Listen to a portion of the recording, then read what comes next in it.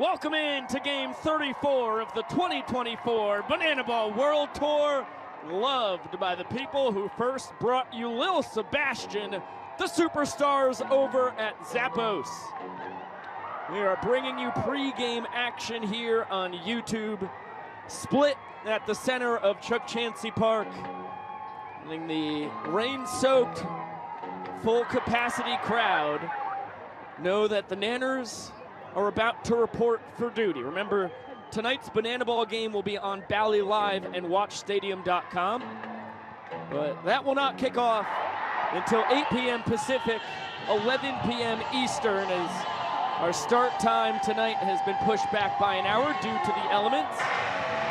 But the rain is slowly clearing. The tarp's been pulled off. The infield has been smothered in speedy dry. And we will start this Banana Ball game by 8 p.m. Pacific, by hook or by crook. Biko Scala here with my good buddy Josh Chalevsky. The Party Animals delivered a historic thumping of the Bananas last night right here in Mesa behind a Banana Ball record 5 home runs as they cruise to a 5-1 victory.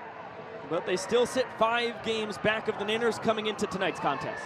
Well, they snapped a Bananas 3-game winning streak, and you know, you've got to start somewhere, and for the Party Animals last night was very encouraging. Now, they hit for a lot of extra bases, 7 extra base hits, 5 of which were home runs. Had some Banana Ball firsts from Noah Fisher and Taj Porter. The bats have been off and on for them this tour, but overall, they're keeping these guys in the starting lineup tonight, hoping for more offensive magic here in Fresno, California, and also going back to the opener situation that has aided them for the most part here in 2024. Yeah, it worked last night with Dalton Ponce, the California kid, getting the start, the pride of Fontana, California, just like Robert Anthony Cruz of the Nanners, who I see some folks in the chat going crazy for right now here on YouTube. And tonight they go to the Newhall, California kid, Mr. Ryan Rodriguez, who will be opposed by Ryan Kellogg of the Nanners. It's a pretty fun pitching matchup all around. Ryan Rodriguez, a guy who all season has thrown with a lot of intensity out there on the mound. One of the greatest competitors I think we've seen on the diamond all year long. And, you know, he goes out there with one mission, to dominate the Bananas, and a 205 opponent's batting average of the season, one of the best marks we've seen from any pitcher. And meanwhile, for Ryan Kellogg, a really crafty left-handed pitcher, excellent curveball out there on the mound. We have seen the strikeout rate dip for Ryan Kellogg this year, so he's gotten a little more hurt. So now the main goal for Ryan Kellogg, trying to reinvent yourself out there on the mound and more so focus on inducing soft contact.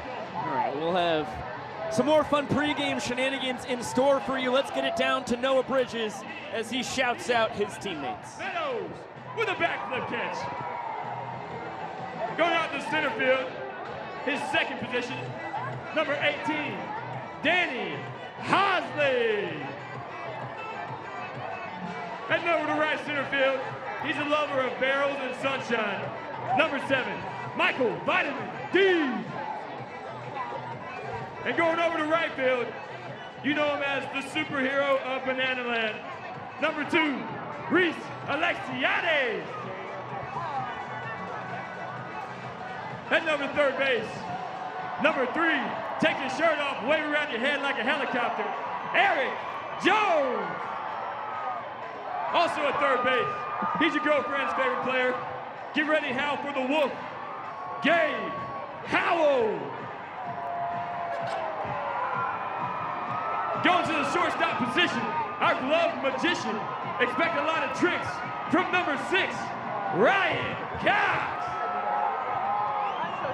Also a shortstop, number 18, coming to his third position, Danny Hosley. Moving over to second base, you know him as our social media star and the greatest showman, number 8, Jackson Olsen. Also at second base, he wears number 13.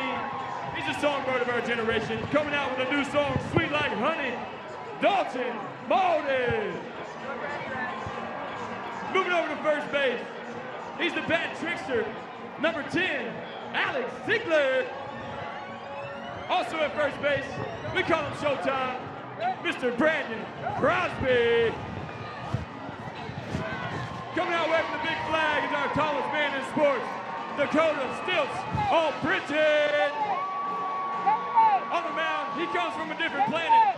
Number 91, DJ the Invader. And for his final position behind the plate, number 18, Danny Hosley. And finally, the heartthrob of Banana Land, number 9, Noah Bridges.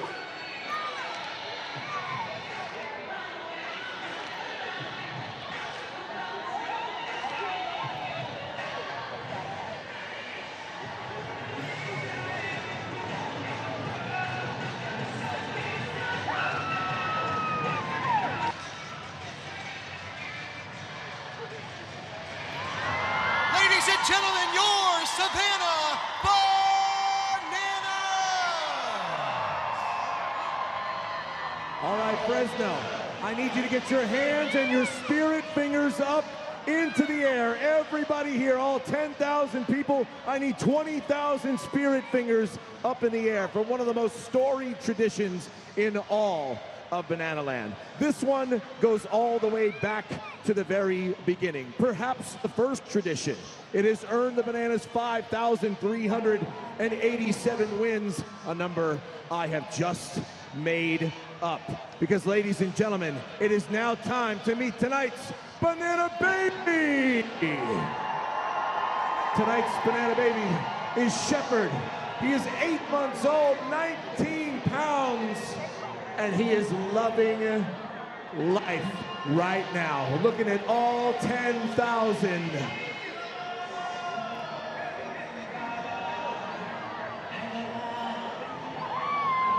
He is taking all of it in because, ladies and gentlemen, one more time, we're our Banana Baby, Shepherd.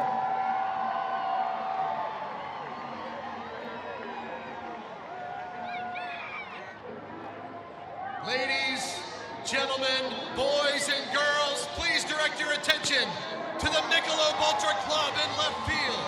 They're the wildest, craziest, sexiest, most outrageous group of animals you'll ever lay your eyes on. And they're here for just one reason: to party. Here come the party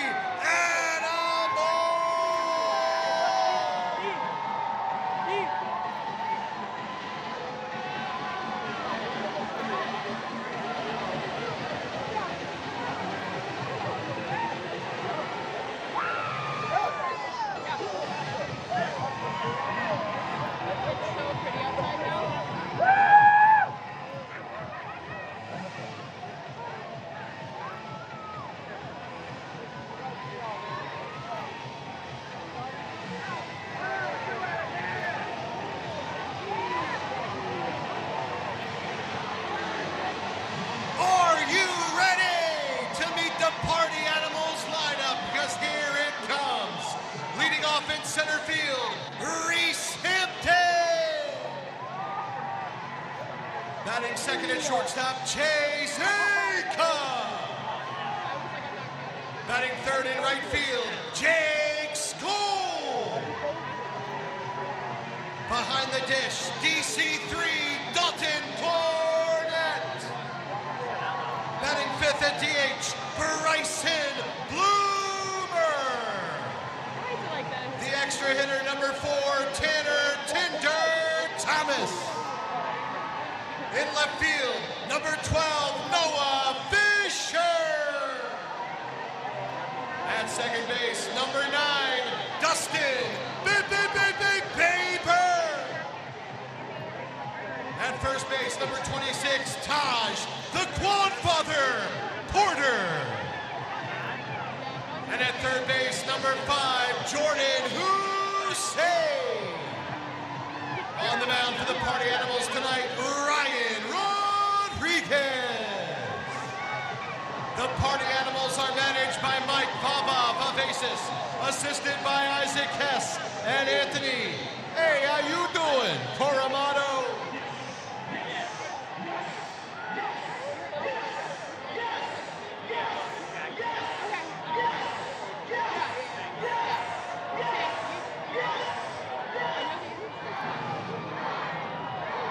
Ladies and gentlemen, now coming up to the plate with some bananas power is my dear friend, Jet. Can we make some noise for Jet? Now, my friend Jet is going to be attempting to hit a home run against these party animals. Let's cheer him on. Today, he'll be facing pitcher Brett Helton. Oh, it looks like Brett's already making fun of his size. Come on, man, he's 7 years old. Do it to him, Jet. Here we go. The first pitch underway. And that's a ball low and outside. Attaboy, Jet. That's a very mature take there from my friend Jet. Pitch number 2 on the way. Brett shakes. He shakes again. Now he's got a pitch he wants. Ooh, and he takes that for strike 1. It's a 1-1 count. Jet steps back in the box. And the count is 1-1. Takes a big swing and a miss. And the count moves to 1-2. Brett's got him at 2 strikes, but it looks like Split has had enough. He puts the tee on home plate, and he pushes Brett Helton out of the way. And it looks like our friend Jet is going to have a fair fight here. Let's make some noise for Jet. And that ball is driven. It's hit high, it's hit deep. And he's going to first base. Oh, he's got some speed. Jet rounds first base, and he's headed to second. Reese Hampton throws it into Jake Skull. Looks like it's going to be a play at second. No, it goes by him. And he's headed to third. There he goes. He's rounded third base. We're going to have a play at the plate. Reese Hampton throws it to Jake Skull. He drops the ball. And he's going to be safe as he slides into home with a home run.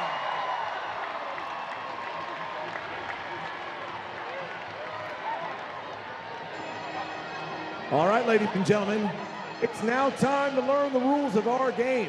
The name of the game is Banana Ball, and in Banana Ball, we have 11 rules. Rule number 1, every inning counts. You win the inning, you get a point. How do you win the inning? Score more runs than the other team. The final inning counts the most, where every run counts for a point. Rule number 2, we have 9 innings or a 2-hour time limit, unless. Rule number 3, if we are tied, it will force a one-on-one showdown tiebreaker. 1 hitter versus 1 pitcher with 1 fielder. Rule number 4, there is no bunting because bunting sucks. If you bunt, you are thrown out of the game. Swing the bat. Rule number 5, batters can steal first base. Rule number 6, there are no walks in Banana Ball. Ball 4 is a sprint. The runner can go as far as they want until all 9 fielders touch the ball. Rule number 7, batters may not step outside of the batter's box. If they do, he'll call it a strike. Rule number 8, there are no mound visits. Rule number 9, the Banana Ball challenge rule. During the game, both teams have an opportunity to challenge 1 umpire call per game. And Vince, if that's not enough, not only did they get a chance to question your authority, but so do the fans here in Fresno. Your fan challenge representative here tonight. Give it up for Andreas. Yeah, hey, it's a family show. Come on, man. Rule number 10, the golden batter rule. Once per game, each team can take any hitter in their lineup and have them bat in any spot. And finally, the most fans first rule of them all. Fresno, I hope you brought your gloves tonight, because if any of you fans catch a foul ball in this game, it counts for an out. And those are the rules of Banana Ball. All right, ladies and gentlemen, it's time for our first competition of the night between the Savannah Bananas and the Party Animals. We're going to bring both teams closer to me here at home plate, because this is the real-life Where's Waldo Challenge. That's right. Here inside this ballpark, we have hidden 2 Waldos clad in the striped shirt and the hat. These teams have to find their Waldo and carry him all the way back here to home plate. The first team to return their Waldo to home plate will be victorious. Party Animals, are we ready? Bananas, are we ready? And gentlemen, go find Waldo. Go get him. Where is he? He's somewhere here. The Party Animals are scouring. Looks like the fans are pointing him out. The Party Animals are moving with some urgency. The Bananas are spreading out to see if they can cover more ground. but it looks like the party animals are closing in on something down the left field side. No, they're getting steered in the wrong direction. But now I see the Bananas heading up. They're looking. They've got to grab their Waldo. They've got to lift him and bring him. Here he comes. Oh wait, they've got theirs. You got to pick him up. You got to pick him up. You got to pick him up. You got to take him back to third and then bring him back. You better hurry.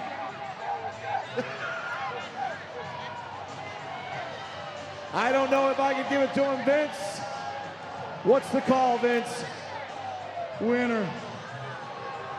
We're giving this one to the Savannah Bananas on account of them having their Waldo run down here to home plate. Can't do that, fellas. Can't do that.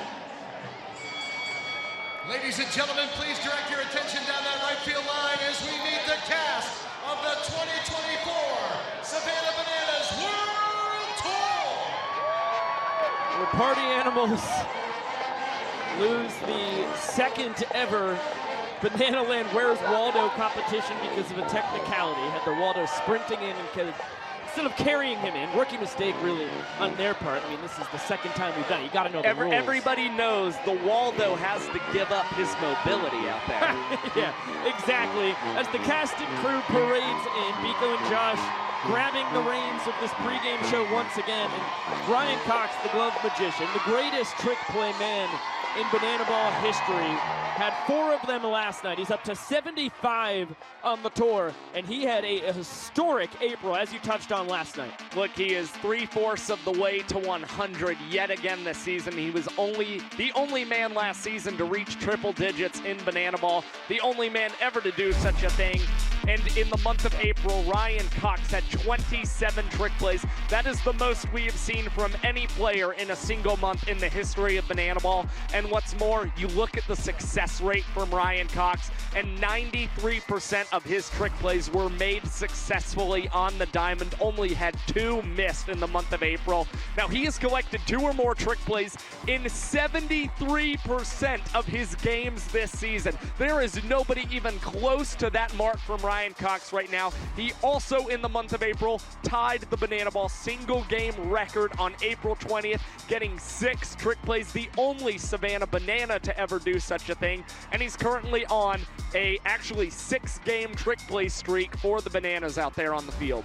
Yeah, and now let's get a quick look at the pitching matchup tonight. We touched on it earlier, but let's look at the numbers behind Ryan Rodriguez's rookie campaign and a sophomore year in Banana Land for Ryan Kellogg. Yeah, it's going to be a fun pitching matchup, and this is the first career start in Banana Ball for Ryan Rodriguez. And even his last 2 seasons pitching collegiately, pitched exclusively out of the bullpen. So it's a little bit of a different feeling for Ryan Rodriguez, but has experience early in his collegiate career making starts out there on the mound. Again, I only expect the Party Animals to throw him out there for 1, maybe 2 innings on the mound, and he's been completely tour average out there on the mound. What he's done good, strike out 19% of the batters he's faced, but on the inverse, he's also allowed 19% of batters to reach via the sprint against him as well.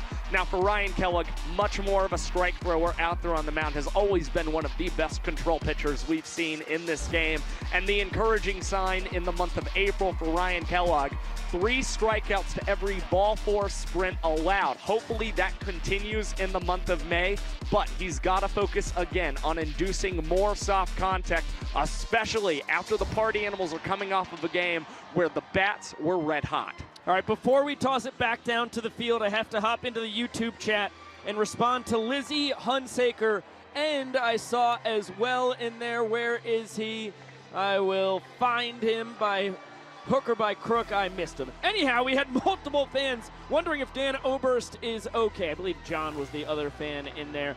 Dan is okay. He's not in the starting lineup tonight for the Bananas. He is very sore on his left shoulder that he landed on. Doesn't have a ton of movement for it. There have been no tests thus far. It doesn't seem too serious. More just like a gnarly fall, because in his 6 years as a Banana, head coach Tyler Gillum has never had Dan say, yeah, I'm actually too hurt to play a game tonight.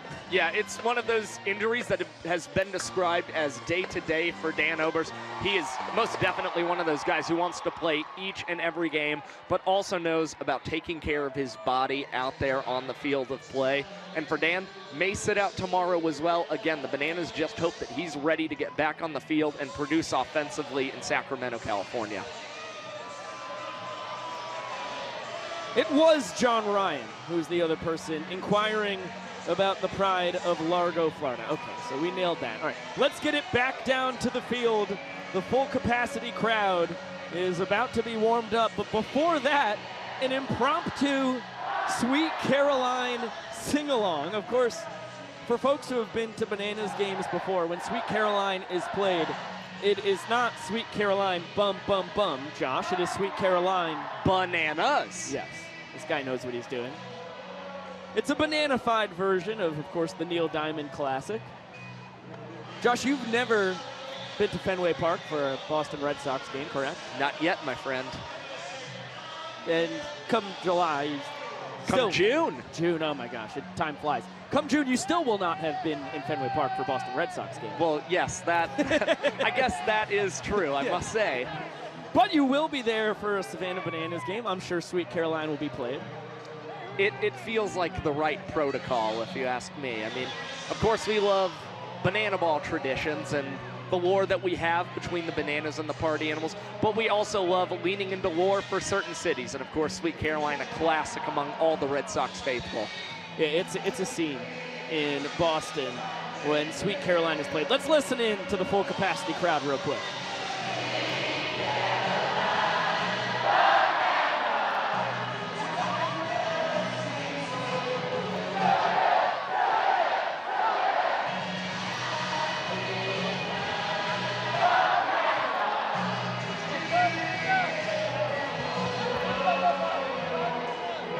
That is a juiceful group that is here an hour behind of schedule and have braved the elements. It's poured for hours in Fresno, California, and the folks have survived. Let's get it down to DR Meadows. It's time for the fans to be properly warmed up.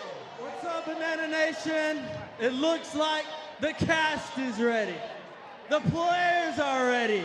So it's now time for you to get ready. So I need everyone on your feet. I need everyone on your feet. And help me welcome our 7-year-old Peyton.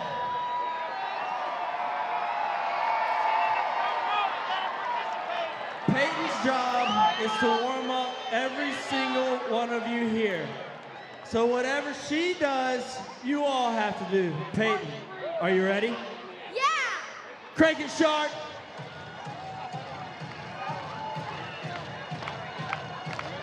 Clapping. Oh, yeah. Oh, a little sway. A little hey, baby, actually. Oh. Turn off the rain. Get on the sprinklers. Woo. Oh, this is a new one. Come on in. Hey. We're spinning. We're spinning. We're spinning. We're dizzy. Cut the spin. Cut the spin. Oh, no. Exercise. Jumping jacks. Let's exercise. Yes, yes. Peyton, look around. You got thousands of fans fired up for you. Give it one more time for Peyton.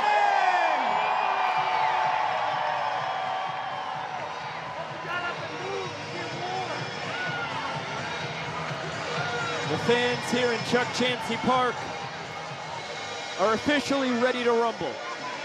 So now the young professor will strut out to the mound and make sure everybody here in virtual Banana Land is properly fired up as well.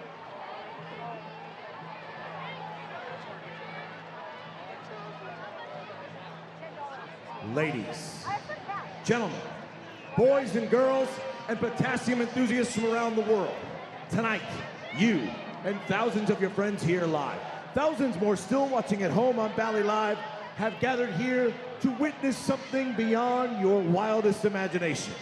From Montana to Savannah, from the Isle of Man to Tokyo, Japan, the Banana Maniacs come from across the globe to witness this. This is not baseball. This is the Crucible, where the fastest, hungriest, and most entertaining players are forged. This is a game of the fans, by the fans, and for the fans. But this is not your granddad's pastime. This is not just another night at the ballpark. This game is baseball by birth, fruit by name, and an absolute worldwide phenomenon by the grace of God. This is the time for all 10,000 people here in Fresno, California, to get on your feet and give me your voices. Because this is the greatest show in sports. Ladies and gentlemen, this is Banana Ball! Fresno, California, it's time to meet the starting lineups for your Savannah Bananas. Leading off in center field, number 5, DR the Doc Neto. Batting second in right field, number 2, Reese Superman Alexiadis. Batting third, wearing number 11. I need to hear you howl for Gabe. Howl! Batting cleanup at DH, number 7, Michael Vitamin D. Batting fifth behind the plate, number 3, Eric Jones. The extra hitter, number 18, Danny Hosley. In left field, number 15, we call him Rack, Robert Anthony Cruz. At second base, wearing number 8, he is our greatest showman, Jackson Olsen. At first base, number 17, Brandon Showtime Crosby. And at shortstop, number 6, he's our glove magician, Ryan Cox. On the mound tonight for your Savannah Bananas, number 49, Ryan Kellogg. Your Savannah Bananas are managed by Tyler Gillum, assisted by Adam Pyro Virant and Ray Ortega.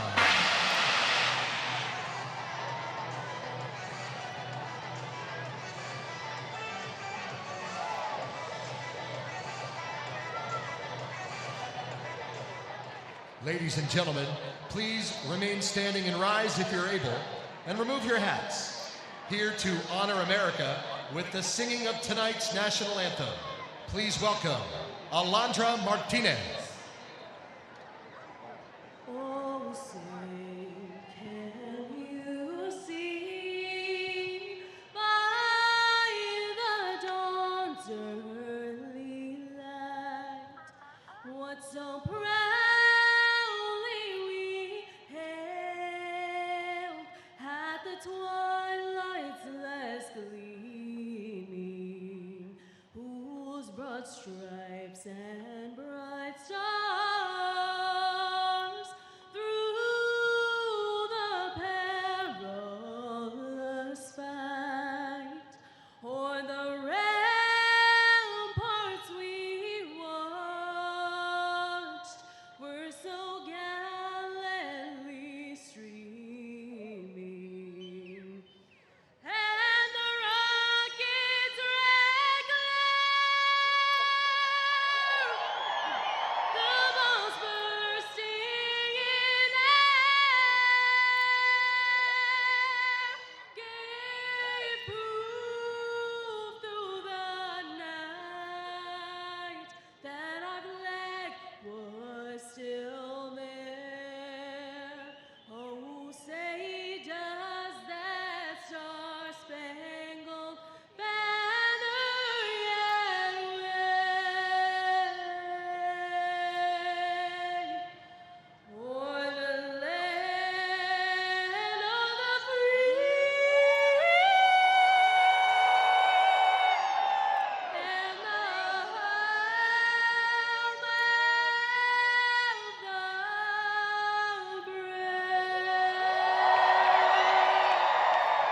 Ladies and gentlemen, Alondra Martinez.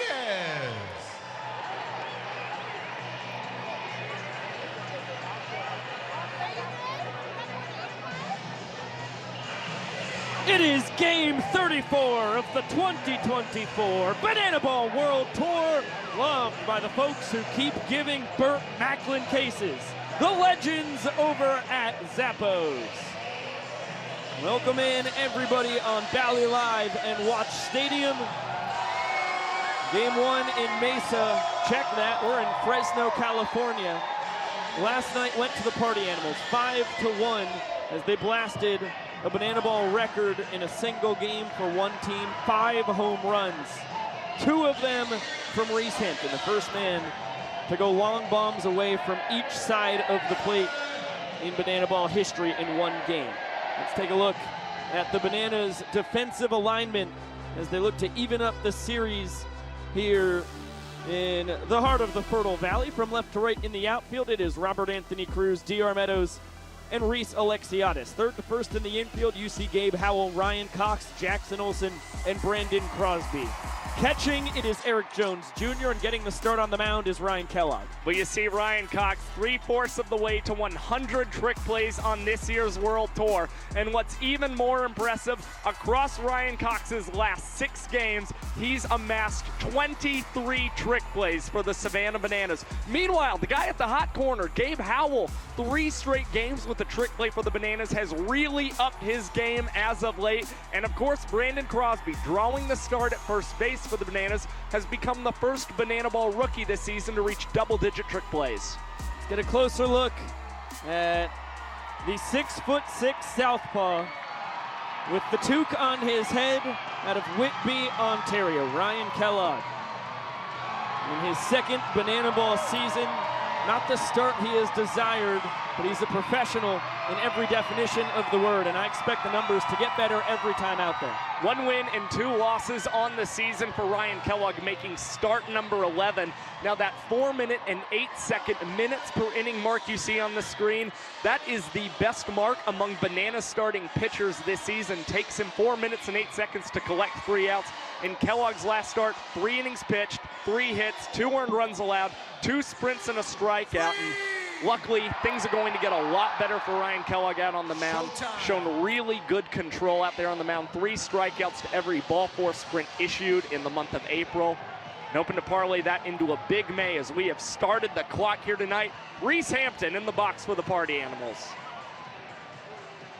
The 12th round draft pick by the Detroit Tigers in 2018 skies this one into shallow right. Jackson Olsen takes control of the situation. And 1 pitch, 1 out for the 5th round draft pick of the Chicago Cubs in 2015.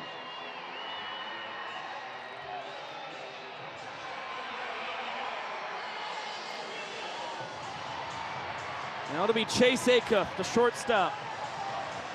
The showman of the night an evening ago. An impressive feat considering the man who hits in front of him went 3 for 5 with 2 home runs as Chase gives it a good ride.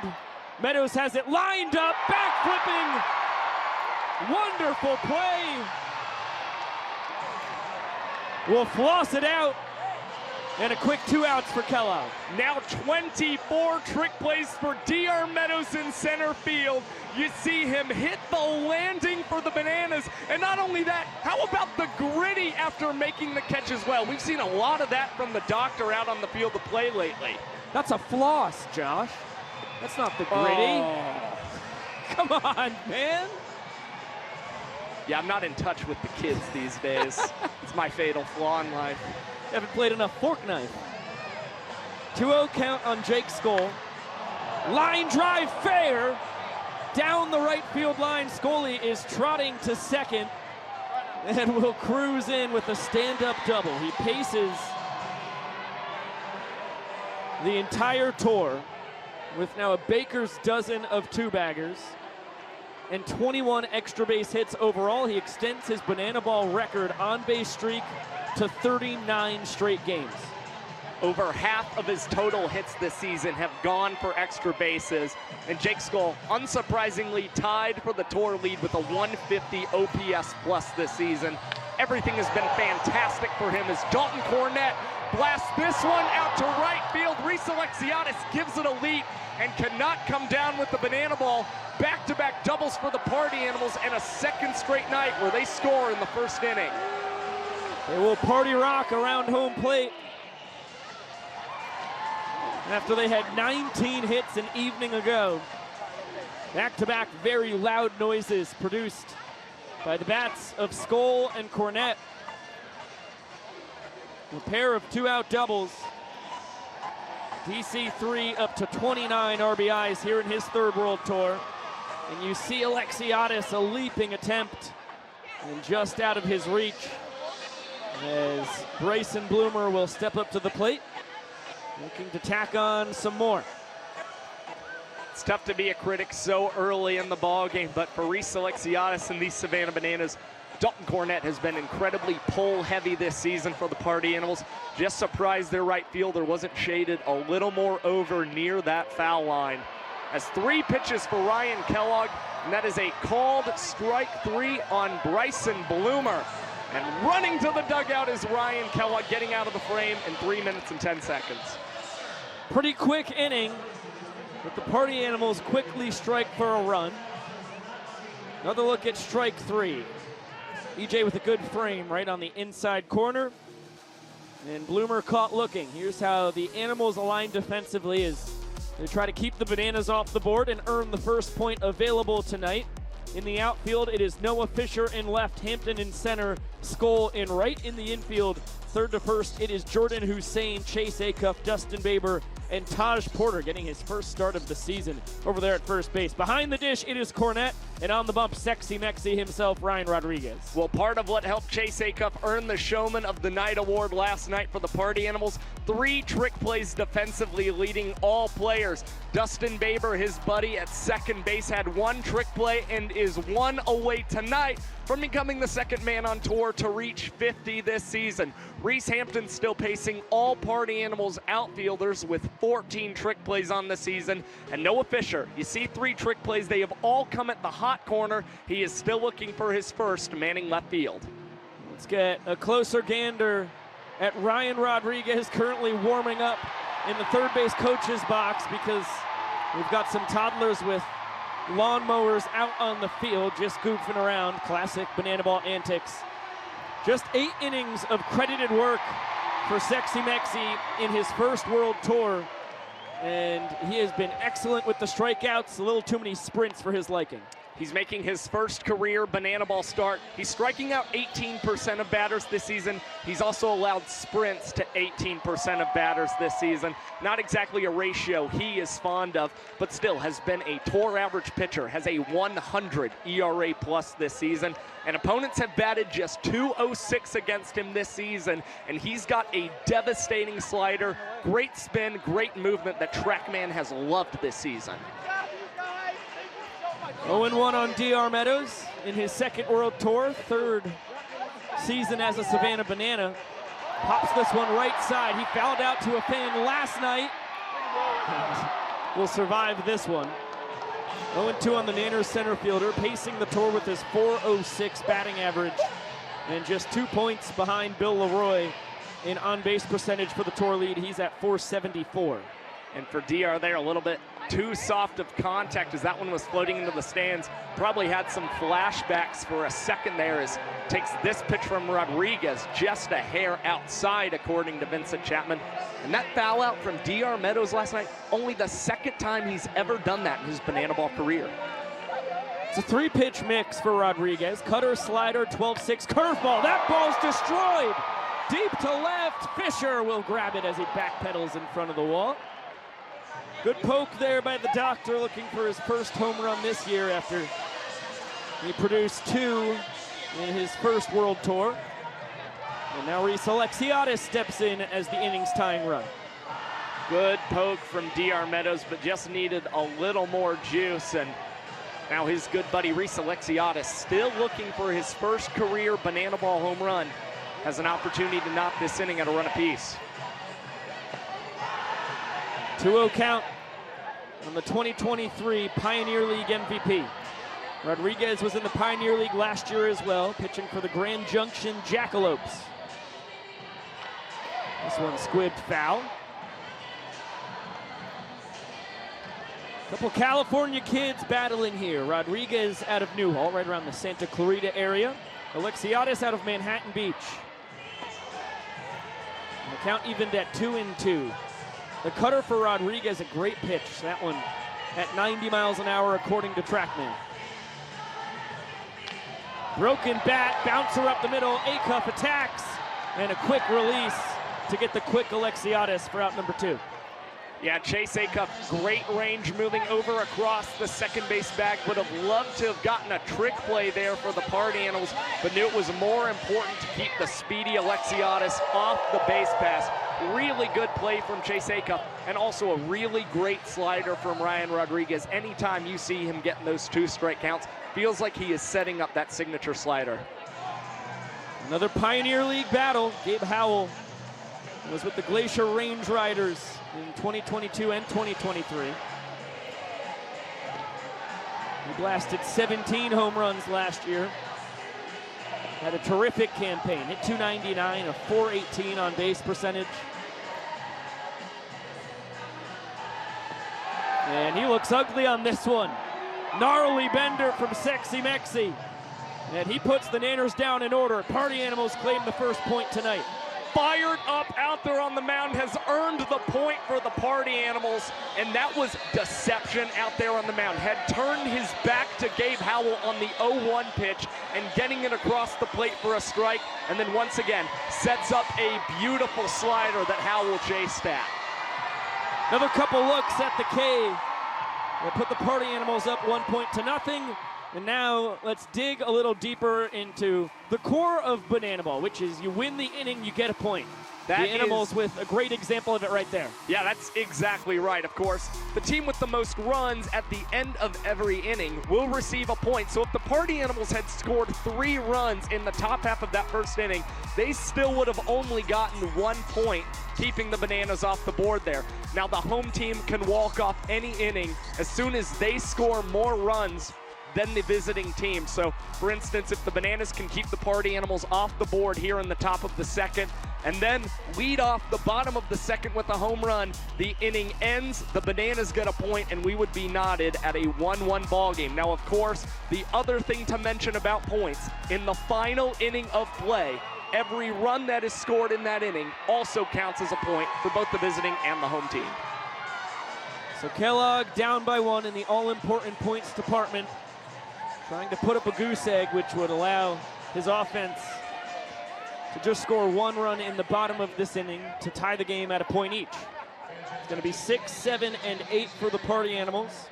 Tanner Thomas, Noah Fisher, and Dustin Baber. And Kellogg pounding the zone, quickly ahead 0-2. He's a 5-pitch mix guy, as he shows you the slider there, misses a hair up.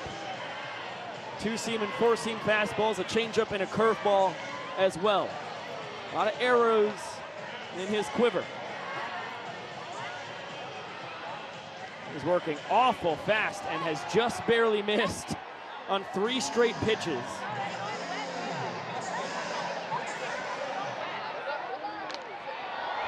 This one poked the other way with some vigor, but slicing foul. The last fastball not called a strike by Vincent Chapman, the home plate umpire. TrackMan liked it. Right around the corner. As this one will be chopped to first, Crosby knocks it down, scampers to first, just ahead of Thomas. For out number 1.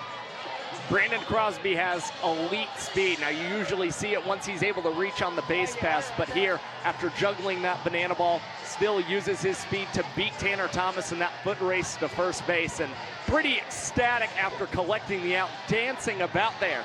Is Noah Fisher hacking on the first pitch and fouling that one towards the Party Animals dugout. Fish was in the Atlantic League last summer, where Ryan Kellogg pitched in 2022 after his 7 years of minor league baseball. It's widely recognized as the top independent professional baseball league in the country, the Pioneer League, where we have poached plenty of players from, as you could tell.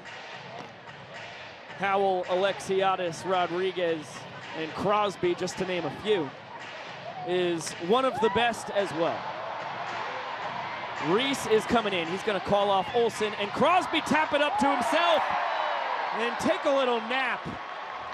What a way to grab trick play number 8 in his rookie campaign. Well, this game did kick off an hour later, so understandable if Reese Alexiadis wanted a little sleepy time out on the field of play, but great work tipping it up to himself, then giving up his mobility going down to the knees, and I love that creativity from Alexiadis, always with something new out on the field for the Bananas. Sleeping angel right there. Now Dustin Baber, one of the hottest men in banana ball. I speak, of course, of his hitting prowess. Everybody in Banana Land are good-looking guys. We want to put a label on that front. Babe's in his second World Tour, holding down second base for the Party Animals. He has been swinging the stick very well as of late. Dinks this one in ahead of Meadows and has himself a 2-out knock. Now has hits in 7 of his last 9 games for the Party Animals. And Biko, you mentioned how well he was batting in the month of April. How does 395 at the plate sound for you with 4 extra base hits? Sounds awesome. I would love to do that. Taj Porter, just like Noah Fisher, 2 spots ahead of him in the order, had his first banana ball home run last night. Cranks this one fair down the left field line. Baber hustling around second, barreling around third. Vava's giving him the windmill. The throw from Howell can't be corralled by Jones Jr. And Porter will scamper all the way to third base. An RBI 2-out double. If that sounds familiar, that's what Dalton Cornett did in the first inning. That gave the Animals a run that turned into a point, and now they will pull off their signature red light, green light celebration. And the lights go out here in Chuck Chansey Park.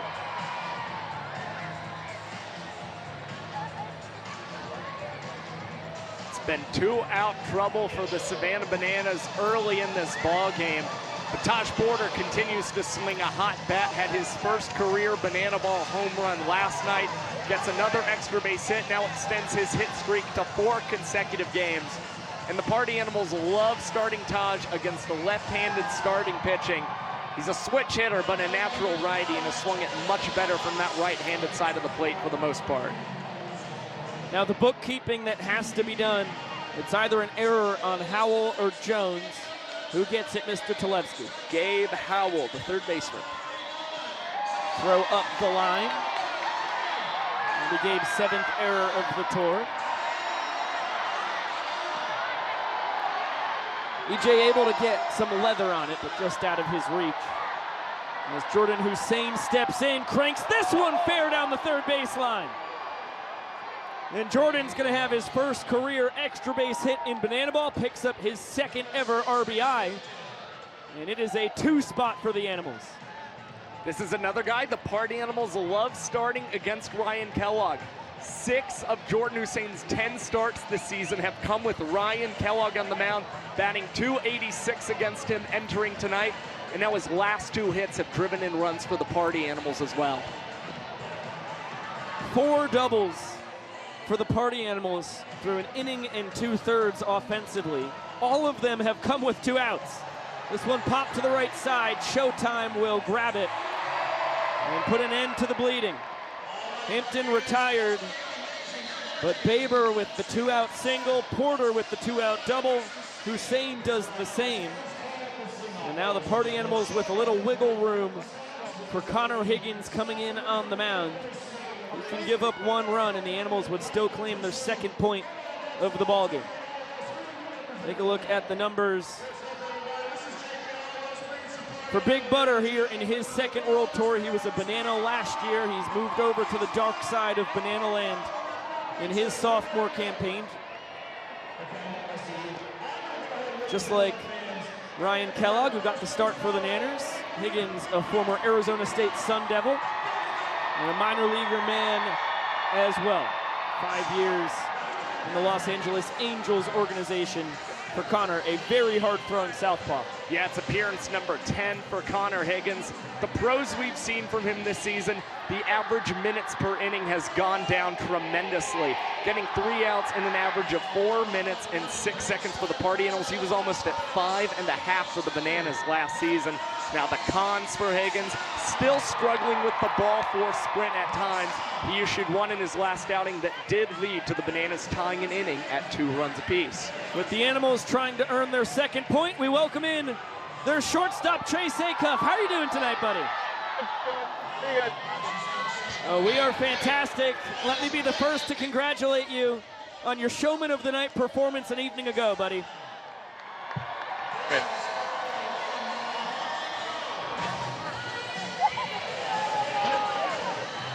You've got one of your favorite toys with you as Michael Deeb steps in, the yo-yo. And if all goes well, you're going to try and pull off Banana Ball's first ever yo-yo trick play for us. Catch.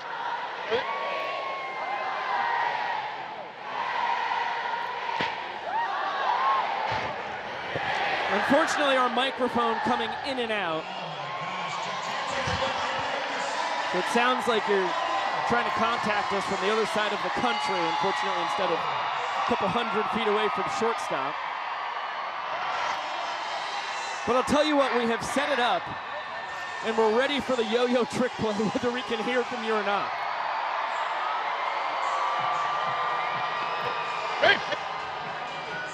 Not getting an opportunity there. Gnarly slider from Higgins as he strikes out Michael Vitamin D.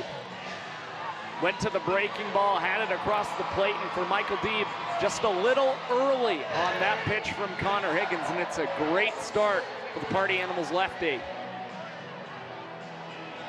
Now Eric Jones Jr. Hot shot! And what a time for us to finally get you on the mic. You never had a chance at that one. I know foul on that one. Oh, we got national first. Hazy will hit me one. Double play might be a little bit easier. Give Baber a nice underhand feed. Yeah, that sounds right to me. Yeah. All right, I'll pinch a little bit. Come on, Haas. Oh, there we go. Now Baber's got the bag here. Yeah, Baber's got the bag. There's a righty in the box. Pretty standard. Sometimes they'll switch it. Oh, what's going on now? Connor Higgins. A little spaghetti action. He had spaghetti in his back pocket. Oh, he's throwing it? He's going to throw a spaghetti pitch. Oh, nearly gets a strike. Looked good to me. It looks good to me out here, though. It Looked pretty good to me too, Chase. The Come on, umpires Ozzy. don't need to check him for a foreign substance. We call him Big Butter for a reason. I guess that's allowed. Boy, that was a close pitch. I mean, I don't think Cornette really gave it 100% on the frame effort. I think he just thought it was a straight-up strike. We got 2-1, 3-1, ball 3. Oh, I got to nail this glove flip to Baber. Yeah, good pitch, Butter. Good work by Higgins, 91 on the inside corner. Payoff pitch. Wow, Malachi took off. He had a great jump. This one flicked foul. And we'll do it again. Well, it was soupy for a while here, but it's cleared up. Kind of looks like it's a beautiful night now.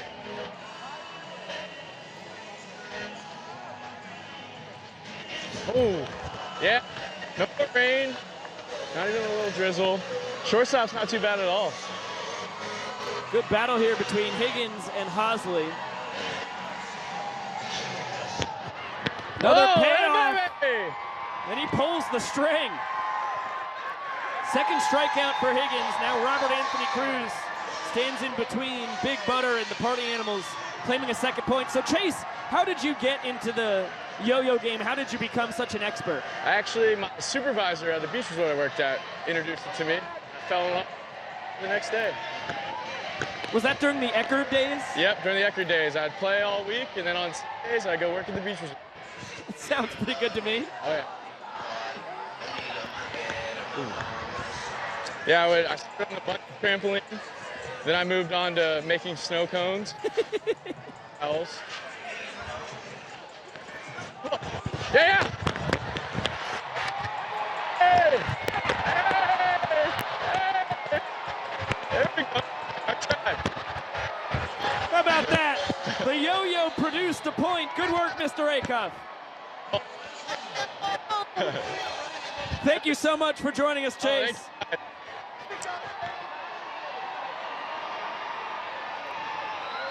Time for Chase to lead off the top of the third inning. Another look, bang, bang. And then third base umpire Mike Heller right there to make the call just in time.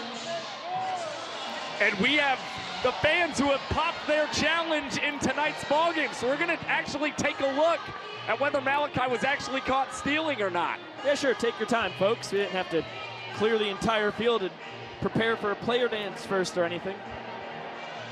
Okay, the fans get one challenge every game. Here it is. Let's get the replay cooking as well. The 1 minute clock is already ticking. We're at 45 seconds. Another look at our man on the mic, Chase, with the yo-yo in his right hand and the glove. We've got you, Vince. But we can't see when the glove is applied. Yep, we're looking again. When does the glove hit? You can't tell there.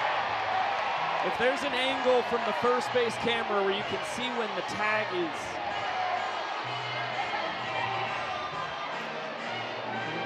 Let's see here. One was blocked. That's the first base camera in broadcast lingo. What do you think, Josh? I am not seeing enough to overturn the call on the field. Neither am I. One more look.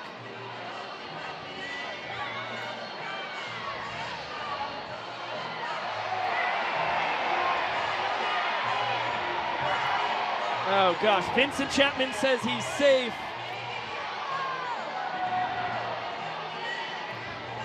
Last look, and then we've got to make a decision. The 1 minute timer is up. Too close to tell for me, Josh. It's too close. The call has got to stand here. Call stands, Vincent. The crowd chanting safe. They're not going to be happy. Ladies and gentlemen, after further review, the ruling on the field. Oh. The umpires now 2 for 2 on their challenges here in Fresno. It's been Mike Heller who has been challenged both times. He remains perfect. Both plays have been very tight. The Party Animals do, in fact, claim a second point as the boos rain down here in Chuck Chansey Park. The nearly 11,000 fans will hopefully be satisfied by our player dance. Maceo, make them smile, please.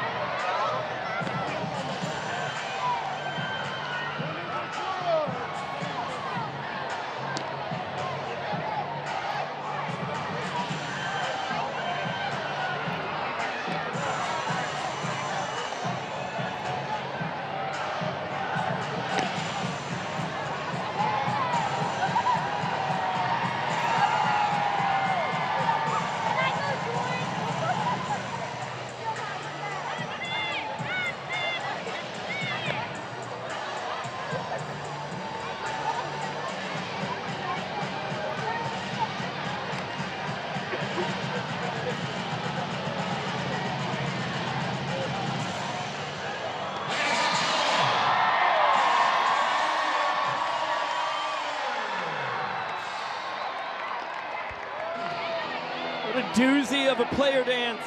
Guys from both sides. Malachi Mitchell, Alex Ziegler, Andy Archer, and Christian Dierman. For the Bananas, Garrett DeClue, Brett Helton, Zach Blankenship, and Dalton Ponce representing the Party Animals. As it'll be 2, 3, and 4 for the Bad Boys in Banana Land here in the top of the third inning.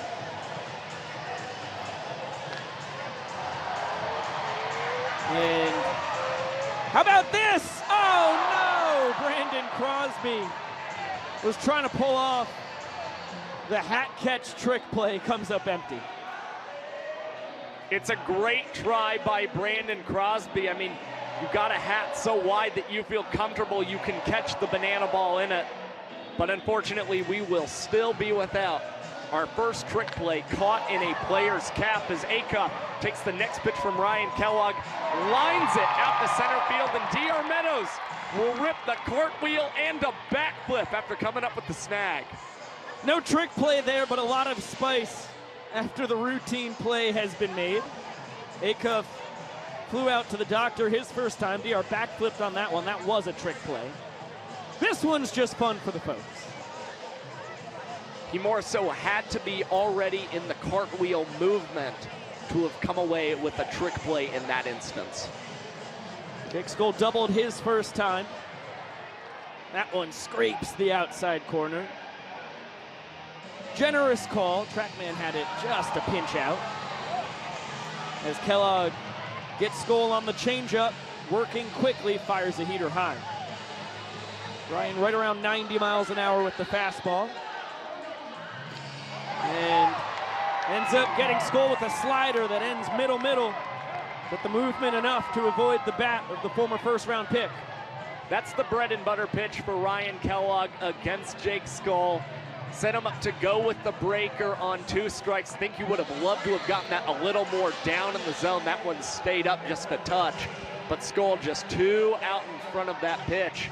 And Kellogg comes up with his second strikeout of the ball game.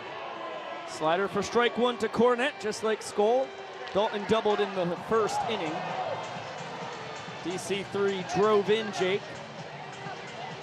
Produced the run that turned into the Party Animals' first point.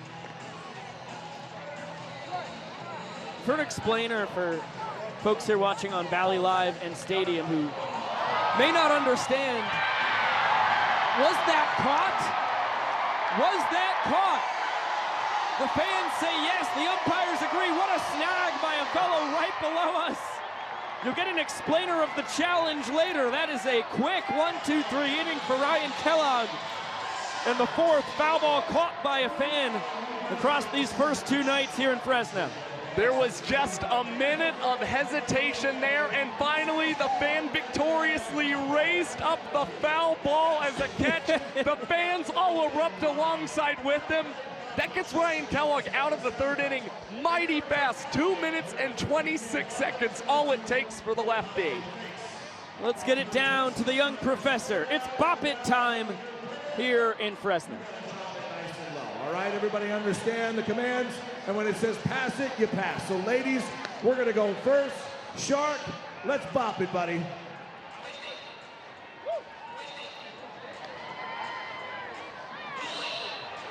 We'll drop it.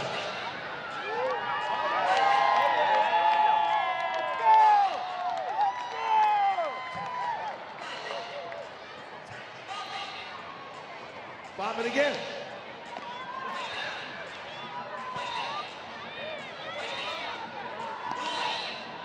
Pull it.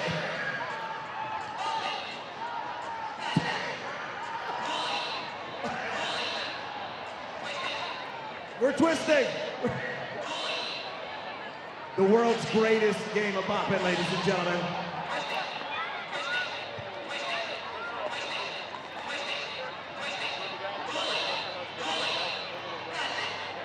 All right, ladies and gentlemen, let's call it up. You have to decide which team did it the best. Was it Ashley and Cody? Or was it Courtney and Ryan? I think they got a few more cheers. Give it over to Courtney and Ryan, everybody. Courtney and Ryan, the first ever victors in Banana Land's version of Bop It. Jake Lialios will be the 3rd man to throw across 3 innings for the Party Animals tonight. From Rodriguez to Higgins to the kid out of Tucson, Arizona, Robert Anthony Cruz off the batter's eye in dead center. It's a rack attack, and it's a walk-off homer in the 3rd. Party Animals lead cut in half. One pitch into Jake Lialios' night, and Robert Anthony Cruz takes him deep for a second time on this 2024 World Tour. The 4th home run of the tour for Rack, and of course you get the acrobatics as he comes across and touches home plate. I mean, the power that he has displayed has been tremendous this season. Now 2 home runs to left field, 1 home run to right, 1 to center, and none of them have been cheap, I'll tell you that. Another look. What a blast. Oh, it is a pretty swing that the pride of Fontana, California has. All Hampton could do was watch it sail out. And before we knew it, Cruz was backhand sprinting himself onto home plate. It is a 2-1 game, 3 innings in. It's been a wild affair thus far. Party Animals still up by a point. Let's get it down to Noah Bridges for tonight's kiss-off.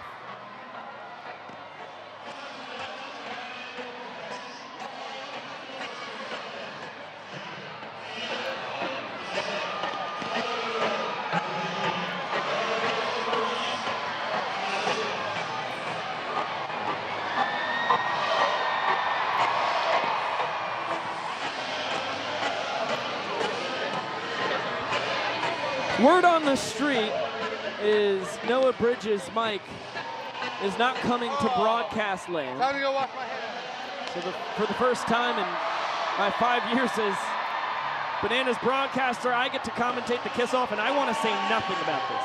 There is nothing that I would like to add to the images being sent to your screen. It needs no descriptors. Now, I don't know if I can add anything to this kiss-off, but what I can add is a tidbit that I have received from one of our TrackMan men, Bryson Wheeler. They're back at it again. Who has informed me that the home run we just saw from Rack is the longest home run of our Banana Ball TrackMan era. That one traveling 429 feet, 104 miles an hour off the bat. The previous longest, 427 feet off the bat of Party Animals head coach Mike Vivacus last season. First pitch, Bryson Bloomer sees. He bounces it to Ryan Cox, who goes behind the back with the dribble. The fantastic way to nab trick play number 76 on the year for the Glove Magicians. Every ball that is hit Ryan Cox's way, he is trying to turn a trick play, and he loves it when Cowboy Kyle is out there on the mound to help him. Cowboy Kyle in the month of April induced 20 ground ball outs, only 8 fly ball outs, and also did not allow a single ball four sprint. His infielders love him right now. Understandably so. Fastball 90 to 93 miles an hour. His first 2 tonight have been 90 and 91 in that order, according to TrackMan. And now with the 1-0 count on Tanner Thomas, his 2018 and 19 collegiate Bananas teammate. Luigs will bring in Olson, Cox, and Meadows for a delightful choreographed dance. I mean, that one told a full story. And the ball popped the other way. Long run for Cruz. He can't get there. He'll jump throw it. Perfect strike to Jackie at second. And keep Thomas at first base, who's now 1 for 2 on the night. Well, a great pitch from Cowboy Kyle, but unfortunately the 4-2-2 defense is what wound up hurting him in the end. Because DR Meadows has to shade in to be a part of that dance, Robert Anthony Cruz in left and Reese Alexiadis in right have to shift into right and left center respectively to be able to possibly cover that ground for DR Meadows. And of course, that one hit so far towards that left field line was a long way for Rack to go. Slider just misses the bottom of the zone to Noah Fisher. Vincent Chapman dusts off home plate and will now take his turn in a boogie-filled top of the 4th inning. Ladies and gentlemen, make some noise for Vincent Chapman! Nice jumping kick, a lot of emotion from the man out of Texarkana, Texas.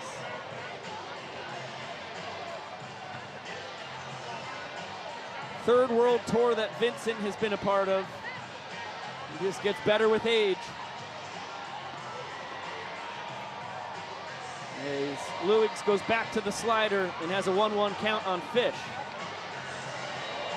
White Castle special. 3 straight sliders now. 1-2 count. Fisher flew out to Alexiadis, who tipped himself a trick play back in the second inning.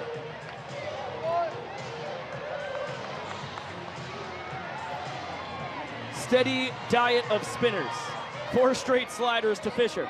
Kyle not afraid to throw that pitch regardless of the count and staying ahead of Noah Fisher here.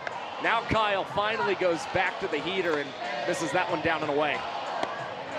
The slider is about 78 to 79. That fastball right on the dot at 90 goes back to the bender, spikes it, and Vincent Chapman makes the call himself that Fisher went around. Strikeout number 1 for Lewis in his relief appearance. Another look. Fish tried to check his swing. Boy, it was close, although you'll see the knob of the bat did look like it could have come out in front of home plate. Chapman saw enough. He did not appeal down to Jeremy Mendoza, the first base umpire. Now Dustin Baber will swing it with 2 outs. He started the 2-run rally in the second with a double down the left field line. Gives the fans a chance here, and it ends up clanging off of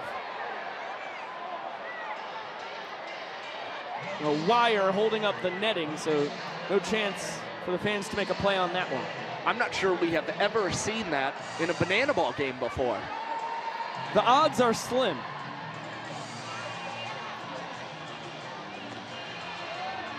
Peter yanked outside.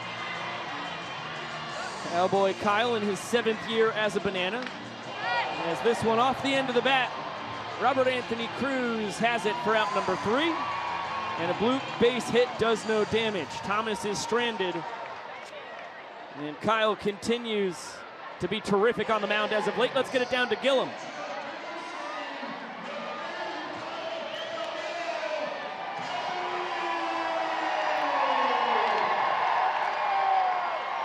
Yeah, congratulations, guy. That's awesome job. Hey, Professor, this crowd is, as the kids say, lit.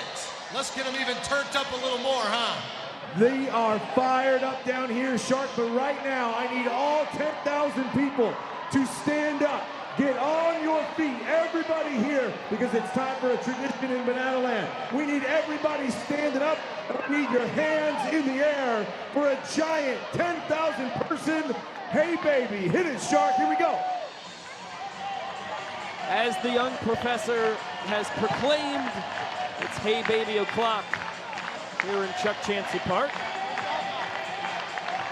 Boy, the life of a banana ball pitcher is tough. We've got some homework we've got to take care of here. Well, the full capacity crowd participates in the legendary Banana Land tradition. It is a 2-1 lead for the party animals in points. The Bananas just need 1 run in the bottom of the 4th inning to even the game at 2 points apiece. It's going to be the bottom of the order against a 4th pitcher across 4 innings for the party animals. Dylan Porter is going to be the new man on the mound, and I say the life of a banana ball pitcher is tough. The ball four sprint is the biggest reason why, but if you are on the away team, you might have a night like Jake Lealios did where he throws 1 pitch, gives up a walk-off home run, and that's all, folks. But on the bright side for Jake Lealios, if the party animals find themselves in a tough situation early tomorrow, the plan is to not use the opener, instead start Sean Fluke. If things do not go according to plan for Flukie, Lealios only threw 1 pitch for you. You can easily throw him back out for a 2nd straight game and know he's got his good stuff still ready to go. Yeah, I don't think Jake emptied the tank tonight. Let's get a look at Porter in his 2nd Banana Ball World Tour. The Oakland, California kid was an excellent closer. Big reason why the Party Animals won 9 straight to win last year's season series against the Nanners. This year, control has been a little bit of a problem for him. Yeah, Porter has allowed 20% of batters to draw a ball for a sprint against him, the second highest mark on the tour. But on the bright side for Porter is the fans try to come up with this catch and cannot. Porter has only allowed opponents to bat .254 against him on the tour, essentially saying when he finds the zone, he's very difficult for the Bananas to hit him. You see the changeup there. Olsen cuts and misses on it. It is a deceptive pitch. And it came in at 77 miles an hour, especially tough because the pistol squat man himself, who fires that fastball outside, sits usually about 92 to 94 miles an hour with the cheese. A lot of spin on the fastball. Here he goes back to the change and starts his night with a K. Well, went with the pistol squat and decided to throw heater, thinking that was the best chance he had at finding the zone. Missed outside and then decided he's going to go back to the breaker and had Jackson Olsen all out in front, as now Jocelyn Allo will pinch hit here in the 4th inning for the Bananas and takes the first pitch outside. And of course, coming off of her first career banana ball hit last night against Brett Helton. Shattered bat. Porter goes between the legs a couple times, loses the ball. Allo beats it out. Dylan got too fancy, and Jocelyn represents the inning-winning run at first. Dylan Porter had one easy transfer between the legs, then decided to make it twice as nice, and that's where he lost the banana ball. And for Allo, never stopped hustling on her way to first base, and that was what was key to her reaching on the trick play missed.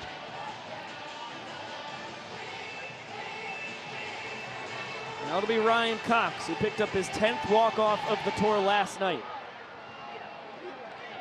The only reason why the Bananas were able to scrape across one measly point.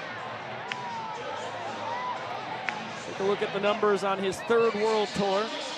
Never been known for his pop. He only has those 2 runs scored on the year because Malachi Mitchell often pinch runs for him. Coxie not slow by any respect, but the bar is very high in Banana Land. He is superhuman athletes up and down his order. And of course, Flash, the son of Olympic gold medalist Dennis Mitchell, is as quick as you're legally allowed to make a human being. And now Cox ahead 3 balls and a strike here against Porter. 6 ball, 4 sprints compared to just 4 strikeouts on the year for the Aliquippa, Pennsylvania native. He's a gritty hitter at the plate and very disciplined, hence why the Bananas love batting him 10th in the order. He will draw the ball for a sprint here, and Jocelyn Allo will opt to stay just at second base. The Bananas move station to station here.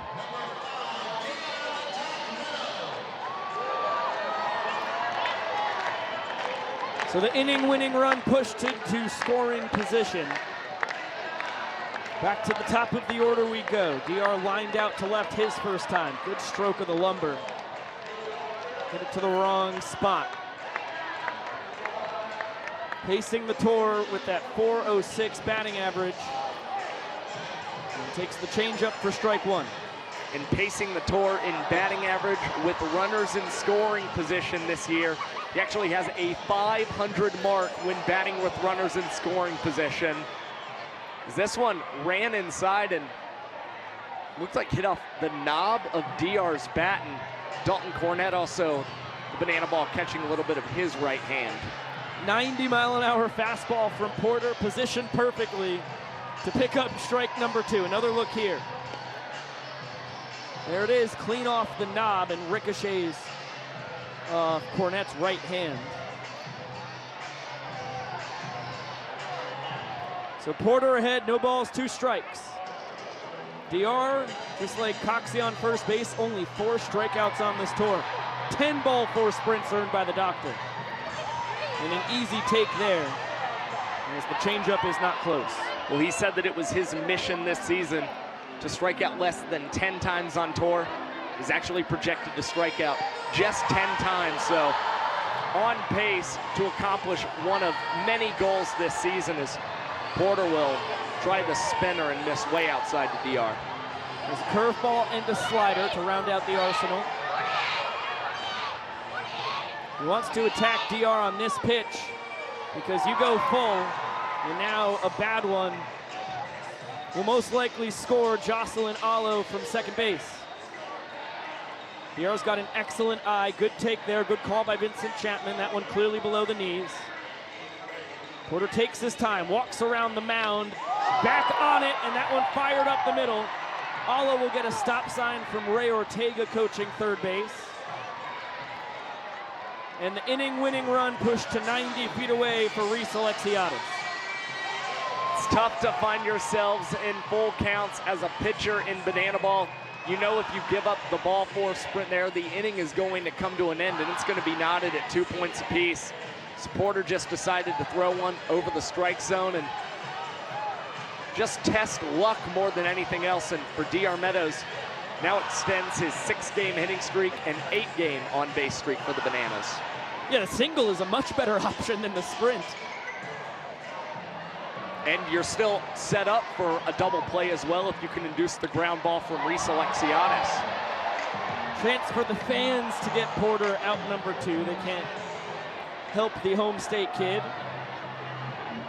Reese runs like the very wind itself. Tough guy to double up, but he is the tour leader in average exit velocity, which makes him a double play candidate.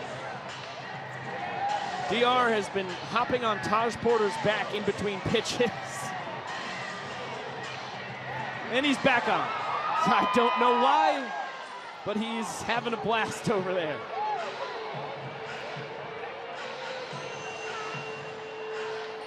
Fouled off. That one straight off the mask of Vincent Chapman. He twerks to the delight of the full capacity crowd here in the San Joaquin Valley. He's A-okay, evidently. Just when you heard the fans here in Fresno take an audible gasp, hoping that Vince was okay, just provides great comedic timing with that twerk. That one right out of Enrique Palazzo's book. Big 1-2 pitch coming again. Allo off third. She's the only runner who really matters here. She's the inning-winning run. And Alexiadis fouls the bender off. The fans do not make the catch. So we'll get a third 1-2 offering from Porter. Good battle between Alexiadis and Dylan Porter. Reese leading all Bananas this season in average pitches per plate appearance. He's just trying to get a pitch that he likes to hopefully tie this ball game up. 2 points off for the Bananas. 92-mile-an-hour fastball yanked low. And once again, Porter wants to end this at-bat one way or another with this pitch. He did not want to go 3-2, which of course is what happens. That one 91 according to TrackMan. Ball 4 wins the inning for the Bananas. A couple California kids doing battle here in Fresno. Bases loaded. Payoff pitch. There it is, ball 4. Alexiadis earns his 8th walk-off of the year. Jocelyn Allo scores her first banana ball run. And we are knotted at 2 points apiece, 4 innings in the books. Reese Alexiadis battles for 8 pitches against Dylan Porter, emerges victorious, and now the Bananas break into quite the boogie at home plate. Remember this from Mamma Mia.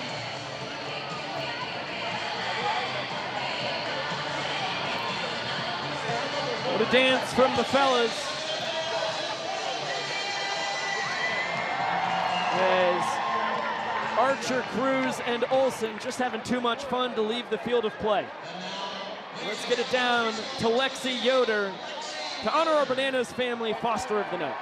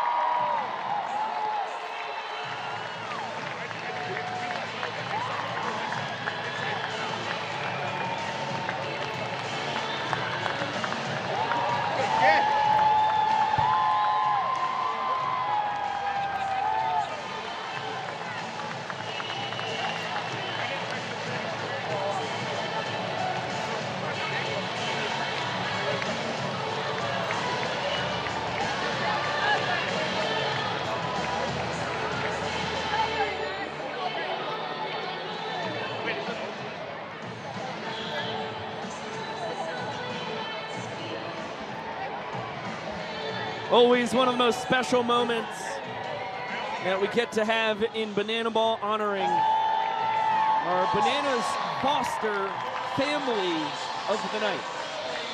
Second time's a charm. I'm proud of you. Thank you. Adapt, improvise, overcome. Yeah. Shout out the Gallegos family, Peter and Gabriella, superheroes here in the Fresno community. And a superhero in Banana Land, Cowboy Kyle Lewicks, on top of the world right now. You're having yourself a heck of a last few outings, buddy. How are you doing tonight? It's a cold California night down here, boys, but I'm doing pretty good. It was a good start to your evening. You got your guy Cox in another trick play. Little bloop base hit for Tanner, but stranded your buddy aboard, and now you set your sights on 9, 10, and 1 in the order. And well, the biggest thing about that actually was that was redemption and try to at that 3-2-2. So even though I gave up a hit, I think we did a lot better job than we did last week in Mesa.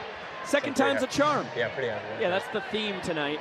You guys, yeah, we're gonna walk up here. Yeah, we've got something special planned. What do you got for me? It's gonna be an homage to Prince. A little Purple Rain with Taj Porter at the center of the fun. Look at the small details. Look at the purple on the stadium lights. How about that? The LED on the light poles is a power move. This song makes me want to cry. You know what this takes me back to, Vico? What's that, bro? I believe we were in Montgomery after celebrating playing at Riverwalk Stadium for the first time. I don't know if you were present with us, but we really jammed out to the song. How about Taj Porter taking a shower of Purple Rain? Now, do you guys have anything for me, or are we just shooting it up as friends? Yes, we've got a challenge for you, Cowboy Kyle Lewicks. Yeah, at least, getting this lineup isn't enough of a challenge. Let's go ahead and add to it. For every batter here in the top of the 5th inning, if Josh and I can make you laugh during the at-bat, you have to come up to the booth and eat some hot sauce. And that one doesn't count. It starts the next one, because any batter that we don't get you to laugh during, we have to down some hot sauce. Well, you guys better hurry up. I don't consider you guys to be two of the funnier people I know. And I'm firing up outs out here at an unbelievable pace, so you guys better step it up. Hey, Peter. Hey, Kyle. he's hey, rock solid. That one hasn't worked. No! This is going terribly. Trick plays from Olsen and Cox. That was an evil laugh. That wasn't a laugh at you guys. Yep, I agree. That was just fake laugh. That was purely maniacal. Trick play number 77 for Cox. Okay, we've got to dig deep into the arsenal. Kyle, you got socks. Who is that? That's Steven Spielberg. I don't even know who that is. On the set of Jaws. Now Reese Hampton. That was a changeup for a strike for you guys keeping the track up at home. Now Reese Hampton. Mickey Mouse loves Reese Hampton. Mickey thinks Kyle's such a silly little boy down there. He looks so silly in his stripes. Steamy got you that burrito yesterday. You remember that? Mickey Mouse. How about that 45-footer? He thinks that Steamy could be his best friend in the whole wide world, but he does. That was a really good burrito, Mickey, but I don't think that's going to crack a laugh out of me. Oh. What do you think King Leo's up to these days, Kyle? Anything King Leo, Kyle? You like?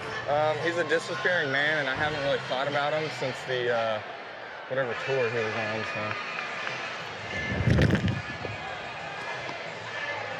Full count here on Reese Hampton. I'm sorry. Full count here on Reese Hampton. Yeah, thanks, Mickey. Boy, oh boy, he's taken a couple home runs off you, huh, Mr. Cowboy Kyle Lewicks? Couple, yeah. We like that. Kyle's rock solid tonight. Wow. All right, time to go to Old Faithful. That's Old Faithful.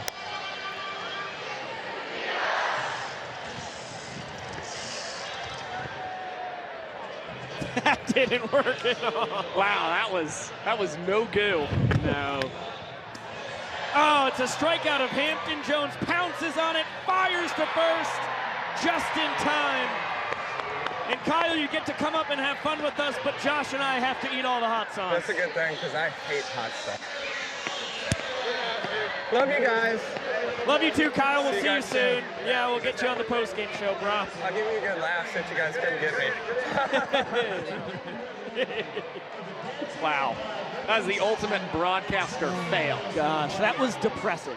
That was, now I know what being a stand-up comedian and bombing is like, and I don't want any part of that in my life. Cowboy Kyle, 2 quick outs on the bouncers. Just doesn't give us a chance.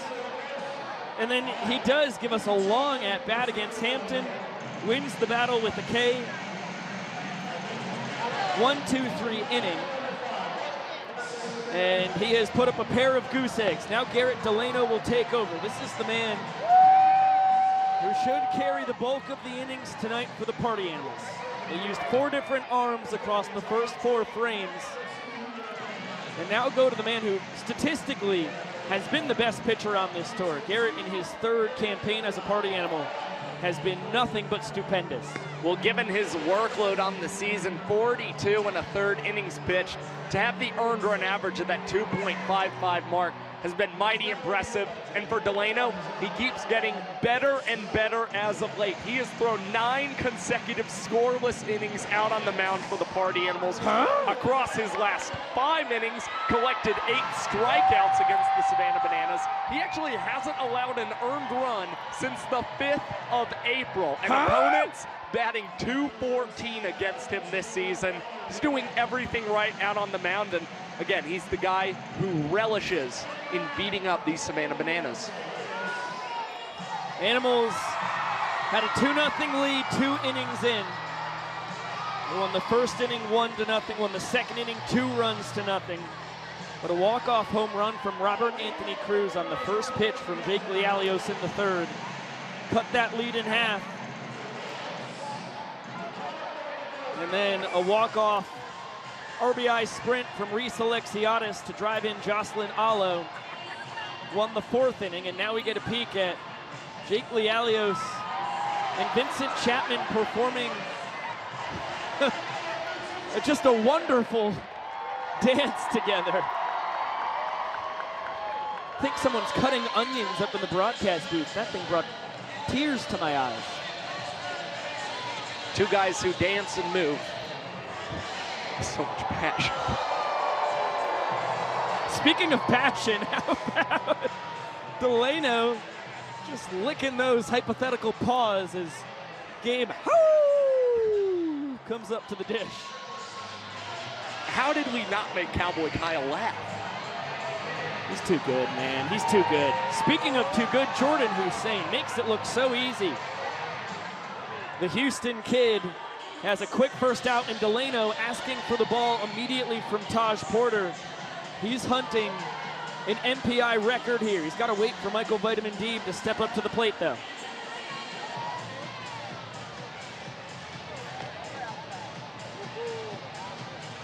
Delano excellent at pounding the zone.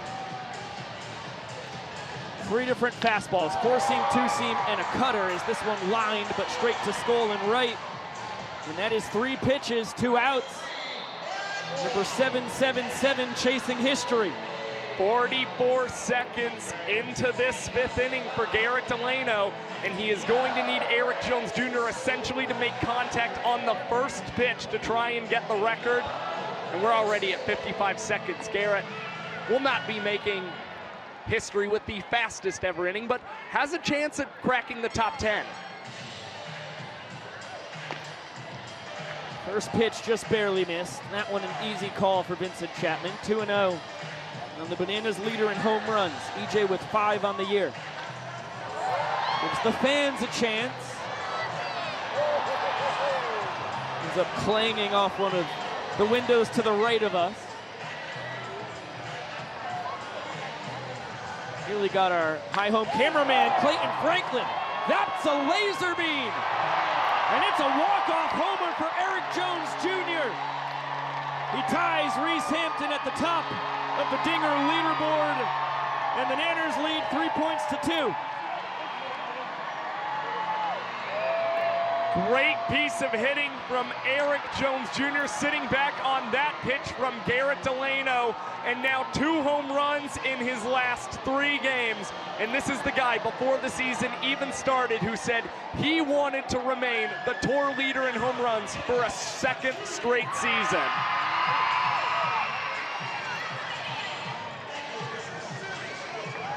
EJ had a dozen last year, and now all of his teammates clearly have squirrels in their pants. And this is what happens when the Banana Ball team all find themselves with their pants infested by squirrels. Makes sense. Personally, loved a lot of the moves out there. Jocelyn Allo with an absolutely incredible dance to seemingly celebrate having squirrels in her pants. Well, that was a frozen rope straight out of Chuck Chansey Park.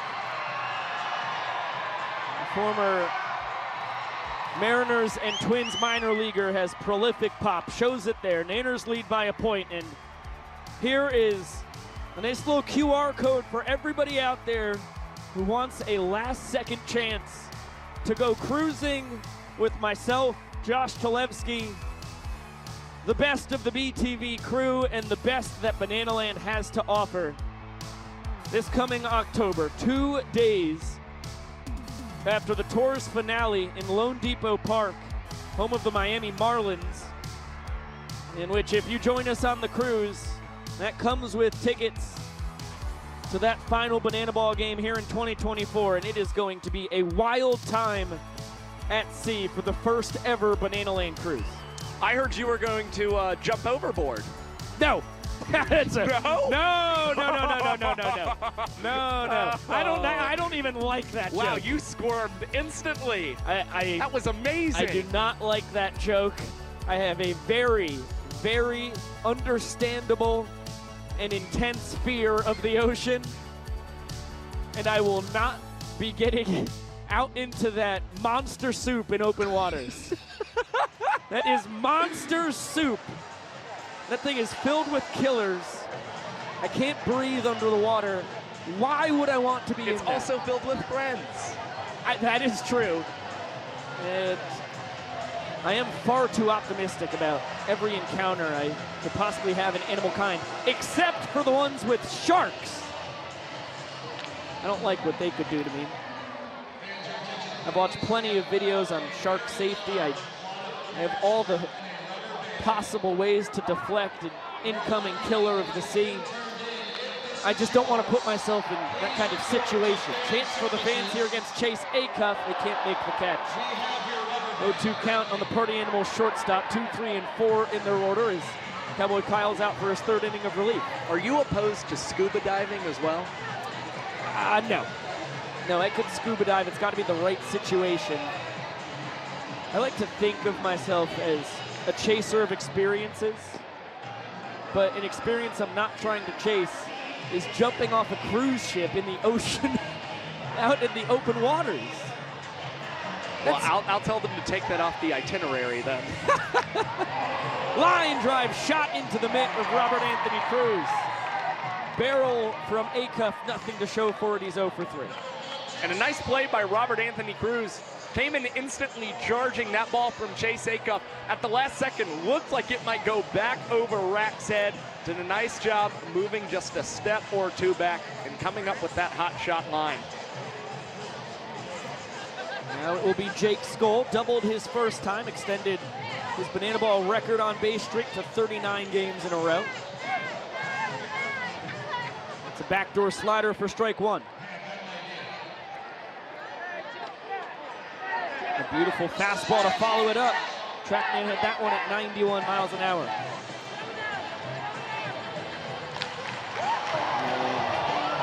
And just a protect swing there from Skoll. Another 91 mile an hour heater. Lewis went straight after him on 0-2. Yeah, love to see that kind of fire and aggression from Cowboy Kyle. And makes sense that he would try and do that after retiring now 6 consecutive batters. And After going fastball, 0-2, Skull battling it off. Now does Cowboy Kyle try the slider?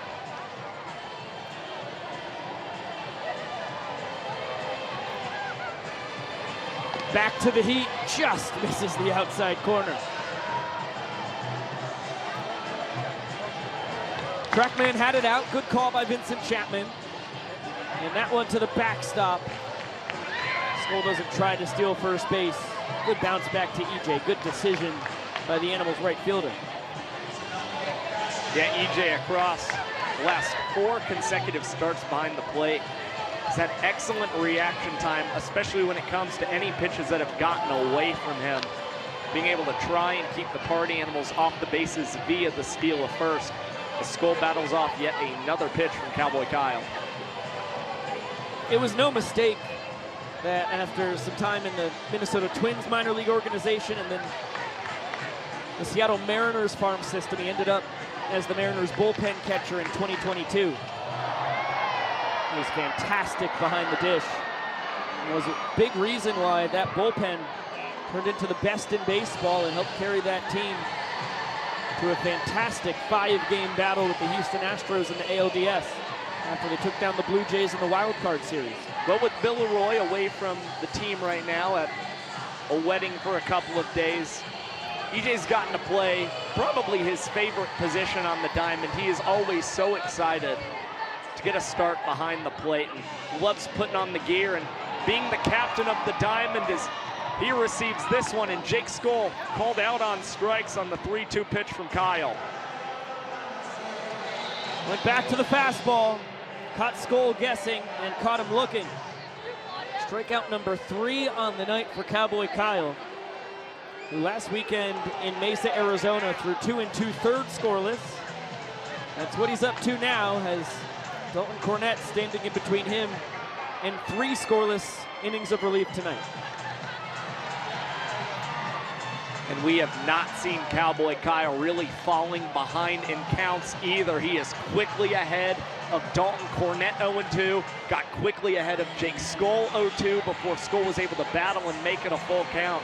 And again, Kyle did not issue a ball force sprint last month, and clearly getting ahead in the counts has been key to finding a lot of success as this middle reliever for the Bananas. As Cornette, good piece of 0-2 hitting, lining that one into center field. Now 2 for 3 on the night, had an RBI double his first time, fouled out to a fan back in the 3rd inning. He was 2 for 5 with a triple, a ribeye, and a run scored last night. He is very much enjoying Fresno, California. Everybody doing the math at home knows that he is now 4 for 9 on the weekend, and thinking about a front flip trick play, D.R. Meadows decides it's better to just get Cowboy Kyle out of the frame. It is indeed 3 scoreless innings of relief for the pride of Richmond Hill, Georgia. And he gives the Nanners an excellent chance to jump ahead by 2 points. They just need 1 run in the bottom of this inning to do so.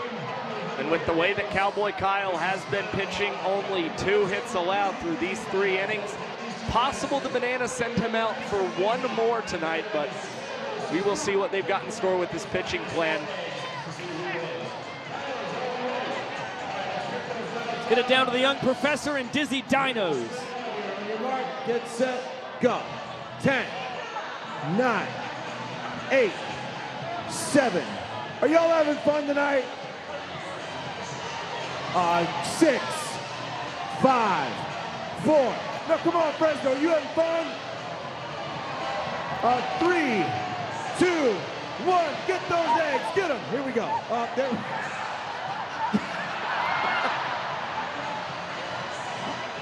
This dino is up to the race. He didn't even bring his bucket. All right. I think he's eating them. I think he actually ate one. Oh, they're scrambling hard. They're ferocious dinosaurs. Are back and forth. We've got 5 seconds for them to collect more eggs. In 5, 4, 3, 2, 1. All right. Let's see what their final take is. This one looks pretty good, but it's only full at the bottom. Well, let's go ahead and check this one. Oh yeah, ladies and gentlemen, it's a no contest. Give it up for your winner of Dizzy Dino.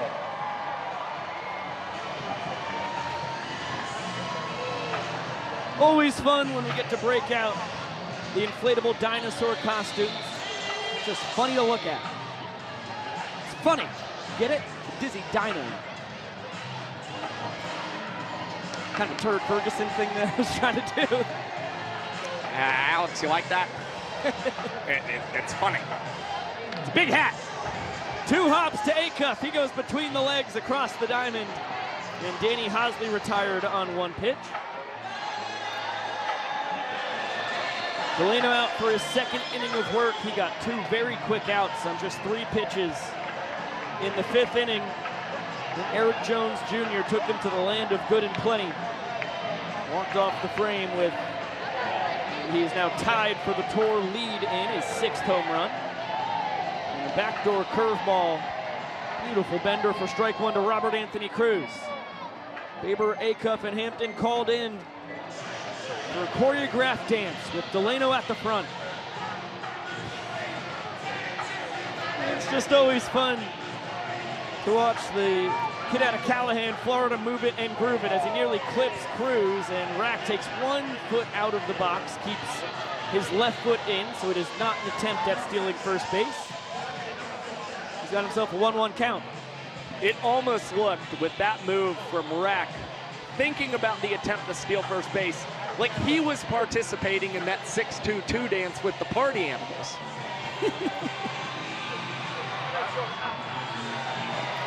Robert Anthony Cruz only saw 1 pitch tonight before this here's 2nd plate appearance. He launched it 429 feet away from home plate off the batter's eye in center field to walk off the 3rd inning. And he cranks this one through the 4-hole.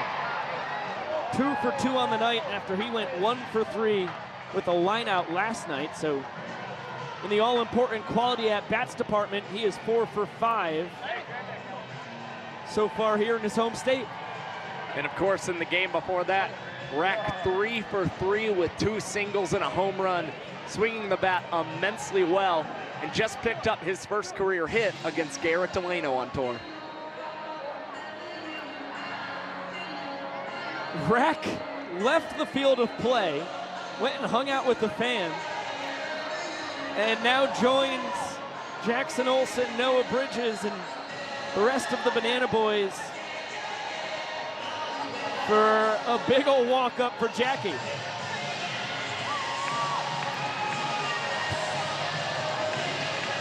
What is this thing? I don't know what it is,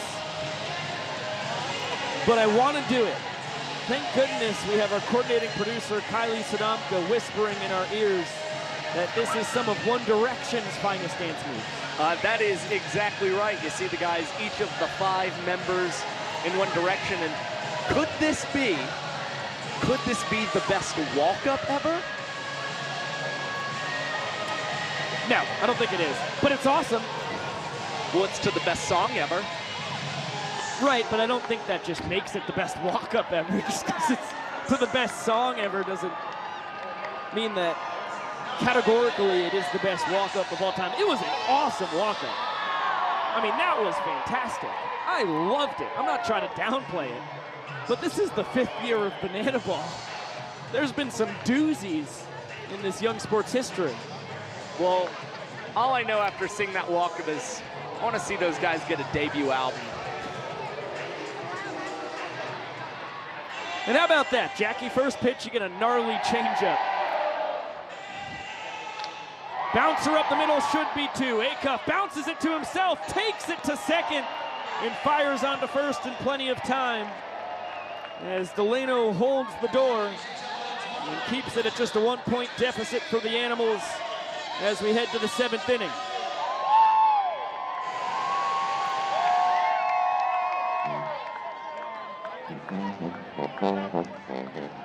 Another look at Acuff's 48th trick play of the year. 3rd place on the tour for the 2nd year Party Animal.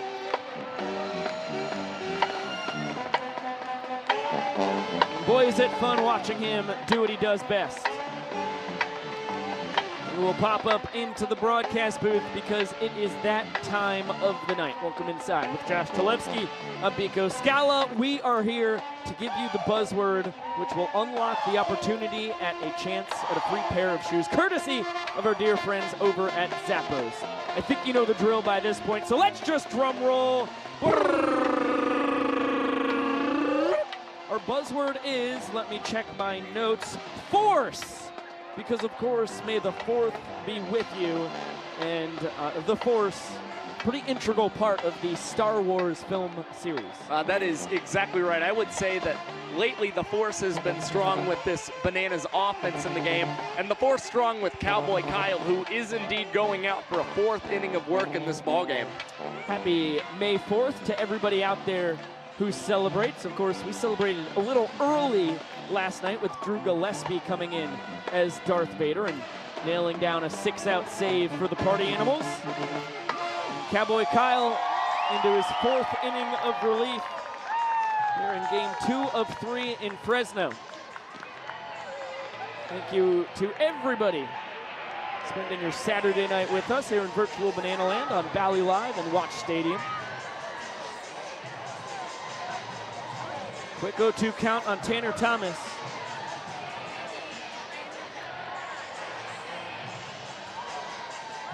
And he goes down swinging on 3 pitches. Nasty slider. And the 4th punch out for Cowboy Kyle, who's whipping out the belt buckle shuffle.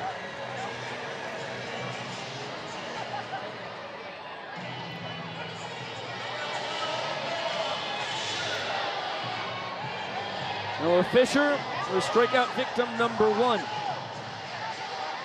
for Cowboy Kyle tonight.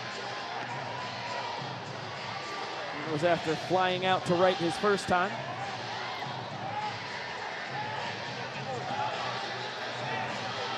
And 1 ball and a strike after the fastball at 90 miles an hour, according to TrackMan, finds the outside corner.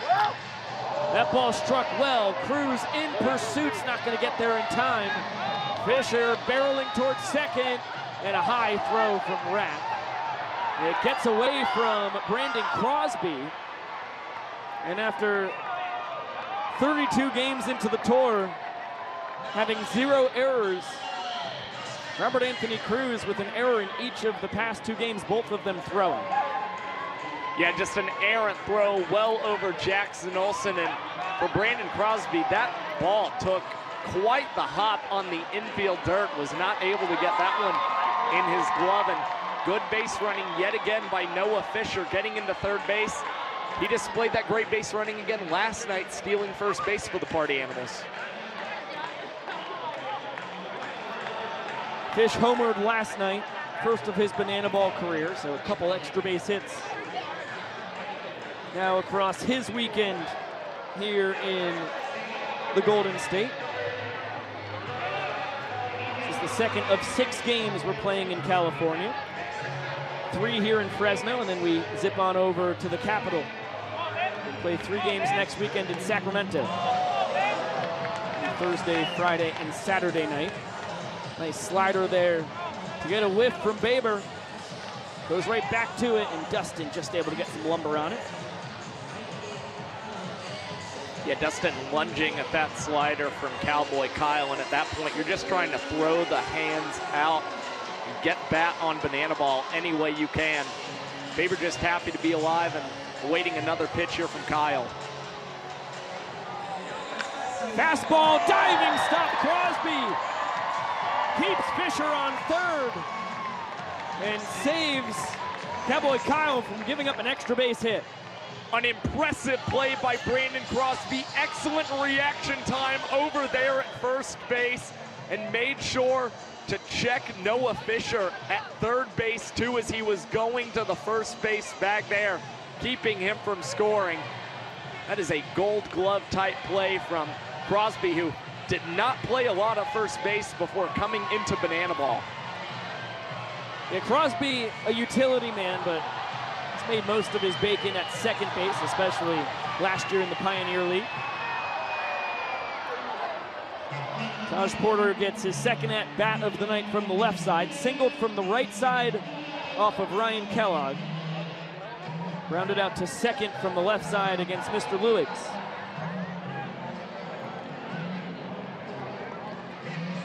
Good job by EJ to dead in that ball enough to keep Fisher 90 feet away from scoring. And you saw a great reaction from Cowboy Kyle leaving the pitcher's mound and going to cover home plate as well. I think he knew with that ball coming out of the hand, it was going to land a little short of Eric Jones Jr. It was already pouncing towards home. Beautiful slider there to even up the count. Well, I guess that's strike 3. Nobody knew it except for Taj Porter. And Taj with some words to Vincent Chapman. Evidently, one of the first 2 pitches was a strike when we thought it was a ball. We get another look at the strikeout here. I'll tell you what, Cowboy Kyle likes it. Strands Fisher at third and has himself his 5th strikeout across 4 scoreless innings of relief. That is now 6 2/3 straight scoreless innings out of the bullpen for Kyle. Going back to Mesa as we have the father-son catch. 2 dads, they each have 2 sons and have to wrangle them both. Excellent work as both fathers already have apprehended one kid. This is where it gets tough though. Oh! I stand corrected. That is some superhuman reflexes from the father who was able to get both kids out on the warning track. And it's himself a landslide victory.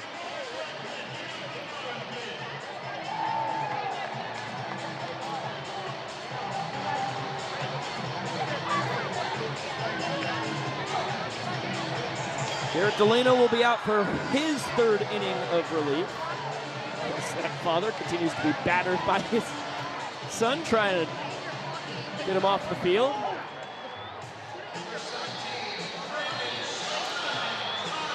Delano gave up the walk-off home run to Eric Jones Jr. in the 5th. That gave the Bananas their first lead in points tonight. But outside of that, has been tremendous. We've got Crosby and Cox at the bottom of the order, and then Meadows back up at the top is 1 pitch, 1 out. Second trick play of the night for Chase Aka. Check that, make it number 3 for the Party Animal shortstop, up to 49 on the year. And they've been each of the last 3 outs for the Party Animals as well. Technically 4 if you count the double play, which got 2 outs for the Animals.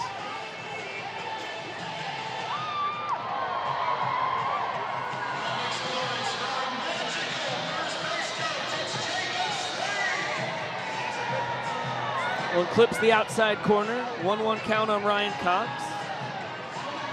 With a huge ball four sprint in the 4th inning. Up past the baton to Meadows at the top, who then singled and got it to Alexiadis, who walked off the inning and tied this game at 2 points apiece. Nice 2-seamer there for strike 2.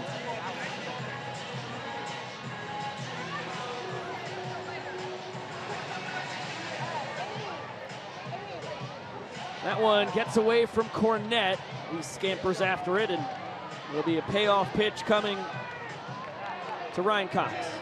Yeah, Ryan Cox took his time there in the batter's box to turn around and see how far away that wild pitch had gotten away from Dalton Cornette. And I think that's what cost him the opportunity to try and swipe first base for the Bananas, but now awaits the 3-2 offering from Delano and grounds this one to the left side, and that one trickling into the outfield. Ryan Cox, the king of opposite field hitting, collects yet another one for the Bananas this season. Believe it or not, it is Coxie's 9th. And here comes the bat boy. He does what he does. A unique pose from this guy. Yeah, there's the flex. Good work, Easton. And unlike most bat boys before him, he actually does take the bat off the field. Very impressive. We're back at the top of the order. Good read from Ryan Cox. He'll take second on the wild pitch, even though Cornette blocked that ball very well. But as soon as the Nanners shortstop saw that thing in the dirt, he was off for the races. A lot of times we see Ryan Cox pinch ran for by Malachi Mitchell, but here shows off the banana ball IQ. Good base running. D.R. Meadows sneaks this one past the glove of Chase Acuff, and Ryan Cox will come around and score for the Bananas. A 4th point in the ball game, and now they're up by 2 points against the Animals. Second walk-off in as many nights for Coxie. He's up to 11 on the tour, 3rd most overall. And Meadows is to check that. Coxie doesn't get the walk-off. Pico, figure it out. Meadows gets the walk-off. He ties Ryan Cox at 10 walk-offs on the year. They are knotted with EJ, a 3-way tie for 3rd most walk-offs overall. There I go. And we knew entering tonight, DR batting .500 with runners in scoring position. That has only gone up tonight with 2 knocks with runners in a position to score. We honor all service members, both past and present, here in Fresno, California.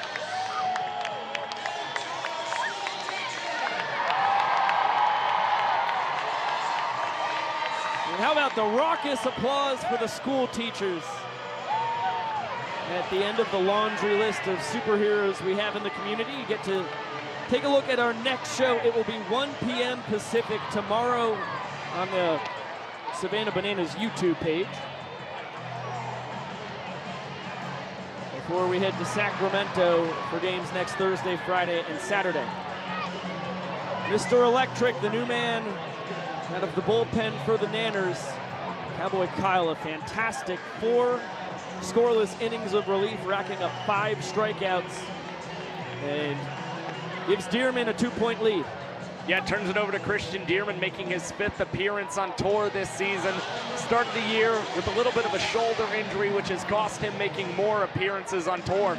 But for Dearman, he still has not allowed an earned run this season, but he is walking 26% of the batters he's faced, a rate that he has got to cut down on, or his trend will not continue here tonight. Looks like Mr. Electric is cooking up a Super Saiyan pitch.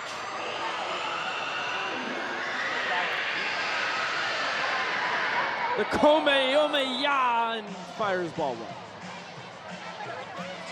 Jordan Hussein able to stay in the box. He holds down the 10 hole for the Animals. Hampton and Acuff do the swing it after him at the top of the order. Hussein, the donut hitter. Slightly perplexing decision. Only 8 strikeouts on the year. He earns a 4-base sprint here. An RBI double back in the 2nd inning, and will settle for just 1 base. Remember, when ball force fired in banana ball, all 7 fielders behind the pitcher and catcher have to touch the banana ball before it is live. Hussein's got excellent wheels, but that was excellent sprint defense by the Nanners. Just about as easy as it can look on the field for the Bananas, and of course it is easier when you know that you see your pitcher fall behind in a count 3-0, and just did everything right to execute that one and keep Jordan Hussein to just 1 base. Reese Hampton 0 for 3 tonight after he was 3 for 5 last night with 2 home runs. He had the first of 5 for the Animals. That one was from the right side. Then he had the 5th one. It was from the left. Hussein was off on the pitch.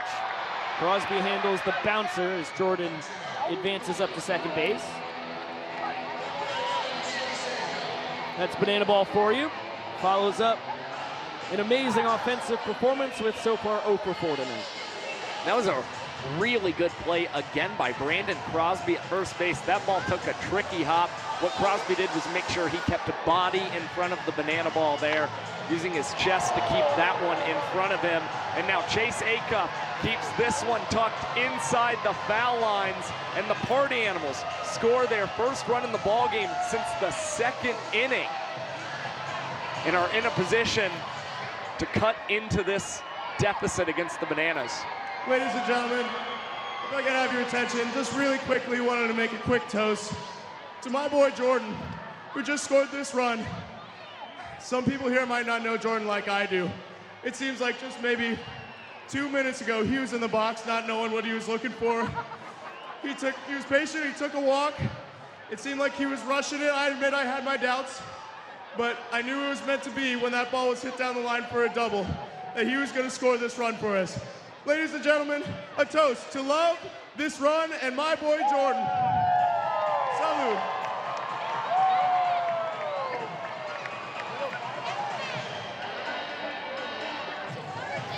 I find myself with tears in my eyes for the second time tonight. Just a beautifully worded toast there by Jake Lialios. Eloquent, I would say. And in traditional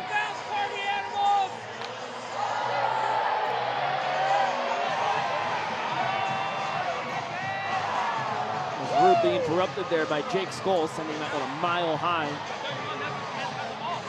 Nearly caught by the fans, but it ends up going right through the breadbasket. Traditional Chase Acuff style, I was going to say on that double. He loves peppering balls right down that third base line. Led 20 doubles the last season for the Bananas, and many of them were exactly like what you just saw. Now Christian Dearman's 0-1 pitch over the head of Eric Jones Jr., and Acuff will scamper up to third base. It's also the first earned run for Christian Dearman here in his 6th year as a Banana. 3 collegiately, this is year 3 as a pro. Very funky right-hander. Similar to what Drew Gillespie gives the Party Animals, but with a little less velocity. As this one to the moon and back, Cox will call off Cruz, make the catch, and Acuff stays put at third. Great running grab by Ryan Cox, was instantly taking off towards foul territory and calling off both Robert Anthony Cruz and Gabe Howell, who were trying to go after that banana ball. Shortstop is one of the captains among the infield, and Cox really showed it off right there. No count here on Dalton Cornett, the cleanup hitter for the Animals.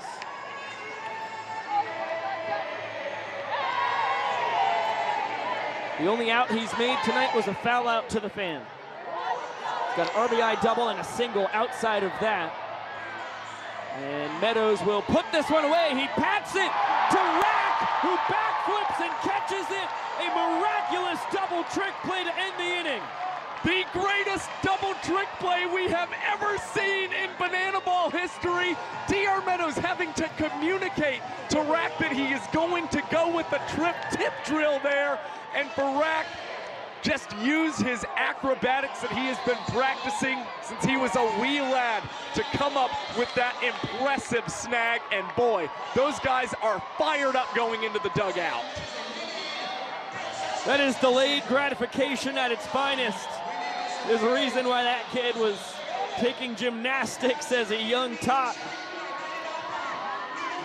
And the ear-to-ear smile is worth all the hard work right there. Princess Potassia leading the full capacity crowd tonight here in Fresno into a little bit of yellow as we head to the bottom of the 8th inning.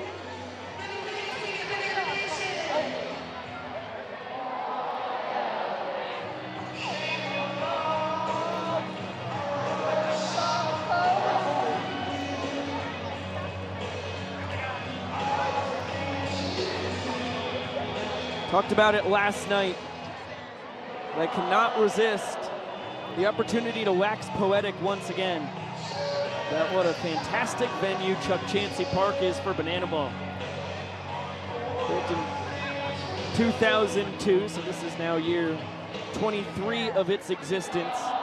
They made the bold claim that it's the most beautiful single-A ballpark in existence, and I still hold that opinion. Big reason why, one, it was built by Populous, simply does not miss.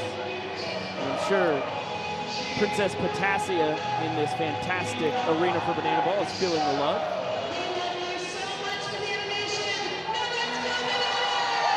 As I suspected.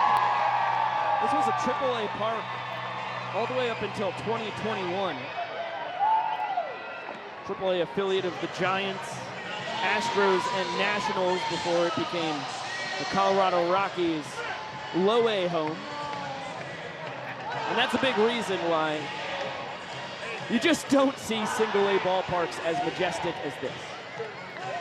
Truly a AAA stadium for a single-A team. As we see Garrett Delano out there for his 4th inning of work. Mentioned it when he came in back in the bottom of the 5th inning, but he's been the best pitcher on the tour thus far. The Nanners having some unusual success against him. They walked off the 5th and the 7th. The Party Animals are in a big spot to earn a point, cut it to just a 1-point deficit heading into the final inning. At one point, the Bananas were batting over 400 in the 8th inning. That was about a month and a half into the tour, but things have really slacked off for this team in this inning. Their team marked down to 292 when batting in the 8th inning this season. Testament to the Party Animals pitchers there. Delano trying to find the zone against Reese Alexiadis. 3-0. There it is, Reese cutting away. Looking for his first Banana Ball home run, ends up flying out to Jake Skolin right. Here's Tyler Gillum.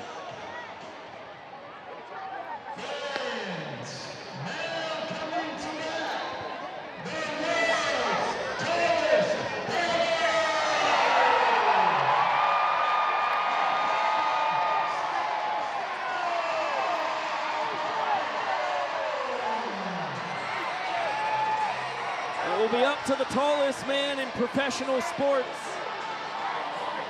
to try and kickstart at least a 1-run rally to keep the lead by at least 2 points for the Nanners. You look at the numbers on the year. He's hitting 300, a 112 OPS plus. That means he's 12% better than the average Banana Ball hitter this year. Not shown there. He's got a 500 on base percentage. He's drawn sprints. He's also been plunked quite a few times this season. And it should be noted, Stilts is 1-for-1 against Delano this season. 3 hits in 10 at-bats for Stilts. 1 sprint, 3 hit by pitches.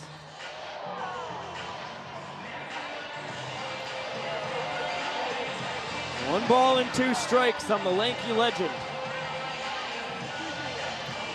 Cut and a miss. Delano blows the heat by him and has his first strikeout of the night.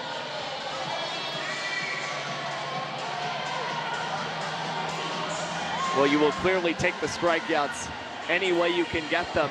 And for Garrett Delano, it was nothing but the heat against Dakota Stilts-All-Britton in that at-bat. Goes off speed to Michael Vitamin D, who has struck out and lined out tonight. And gets the changeup, comes up empty.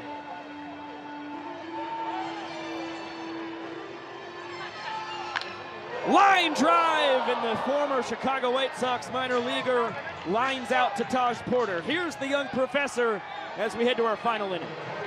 Win of the 8th inning. It's now time to cast our gaze upon the scoreboard. Heading into the top of the 9th, the score sits 4 points for the Savannah Bananas to now 3 points for the Party Animals. It is a 1-point game, and here's what's interesting about that, folks. In the game of Banana Ball, in the final inning, every run counts for a point. That means this is the Party Animals' chance to strike back, put some points on the board. But on the other side of that, The Savannah Bananas need just 3 outs to win this game. Fresno, California, get on your feet and welcome to the final inning. All right, let's meet our ring dudes tonight on the Party Animal dugout. Number 27, Jake Rios. On the Bananas dugout, Noah Nisnik and Jared Donaldson.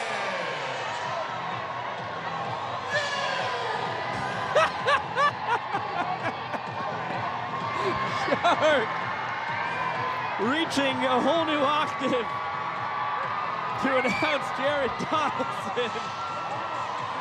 The split just being weird as per usual.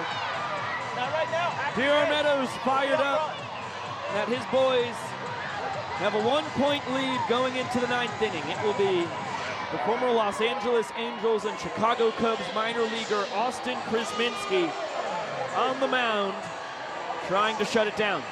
Has the opportunity to earn his first career banana ball save.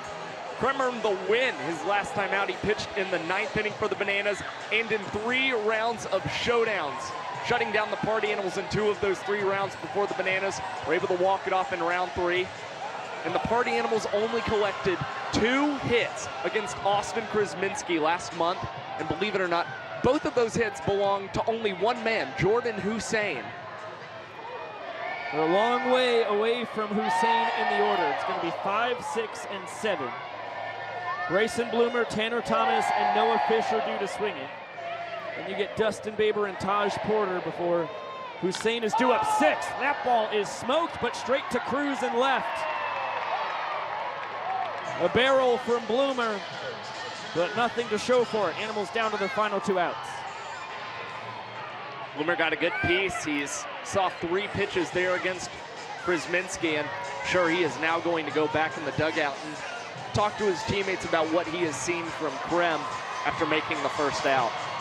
It was a 92-mile-an-hour fastball from the pride of Roswell, Georgia, who throws the exact same pitch. Gets strike 1 on Tanner Tinder Thomas. 1 for 3 on the night after he was 2 for 4 last night. Gives the fans a chance to make out number 2. It does not happen.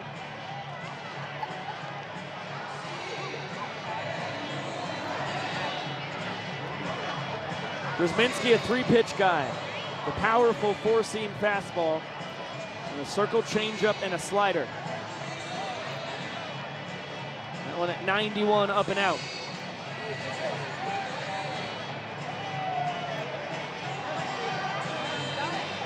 Back up the middle, and it's going to be a base knock and a broken bat. The bat dies happy for Tanner Thomas.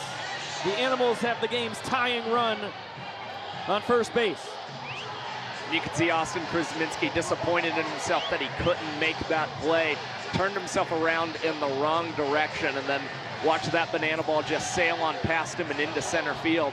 Tanner Thomas collects his first hit against Austin Krasminski this year.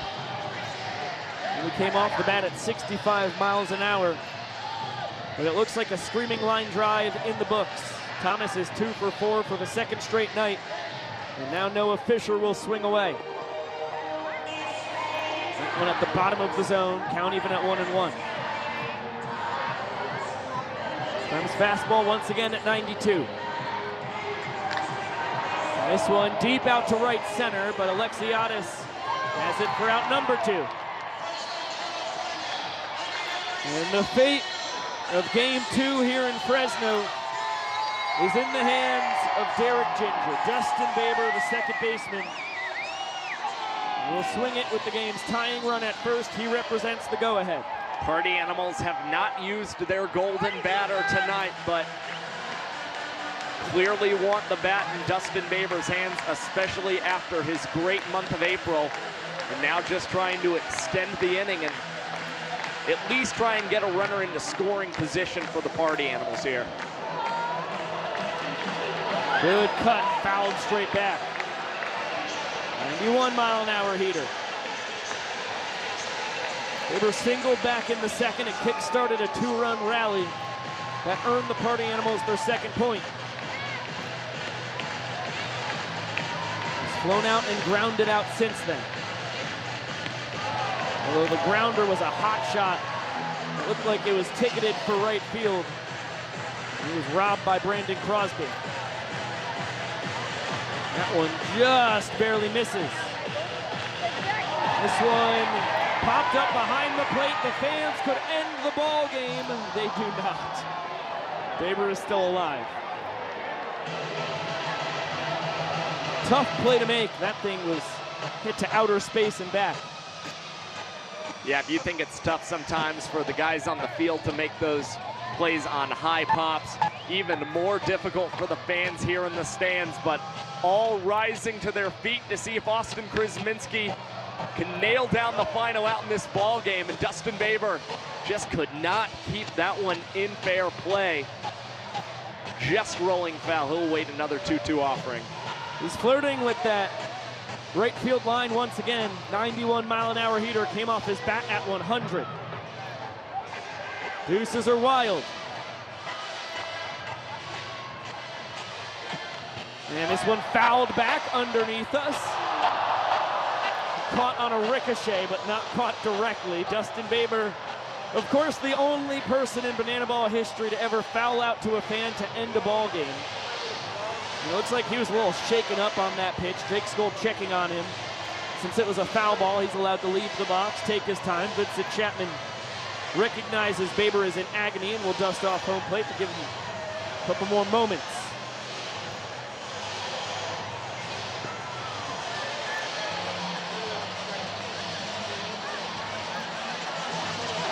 Baber back in.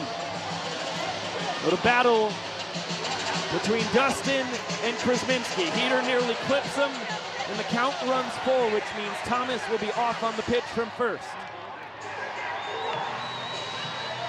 Everybody on their feet here in Fresno. The 3-2 bounce to short. Ryan Cox between the legs kisses the banana ball, and the Nanners win 4-3 and regain a 6-game advantage over the Party Animals as they force a rubber match for Fresno tomorrow at 1 p.m. Pacific.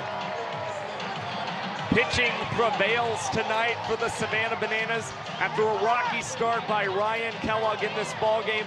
The Bananas only allow the Party Animals to score once across the last 7 frames and are able to bounce back offensively against the Party Animals bullpen. A great win for the Bananas tonight, becoming the first team to 20 wins on the season. Cowboy Kyle Lewig's the MVP for the Nanners this evening. Throws 4 scoreless innings between the 4th and the 7th.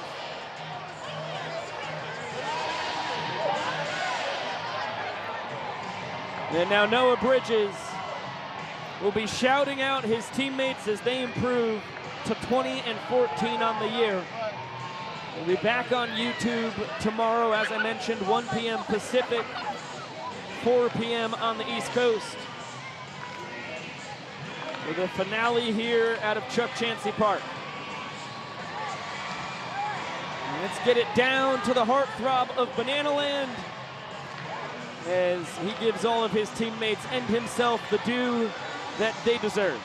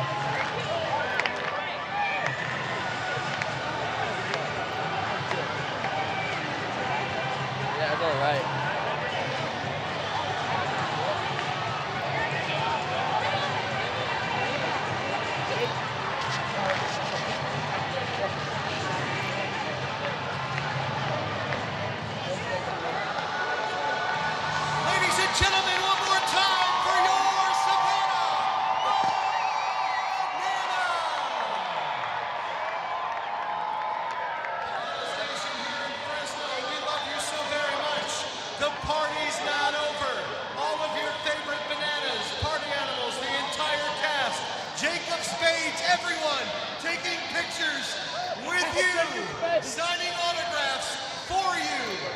Go on out, the Plaza Party happens right now.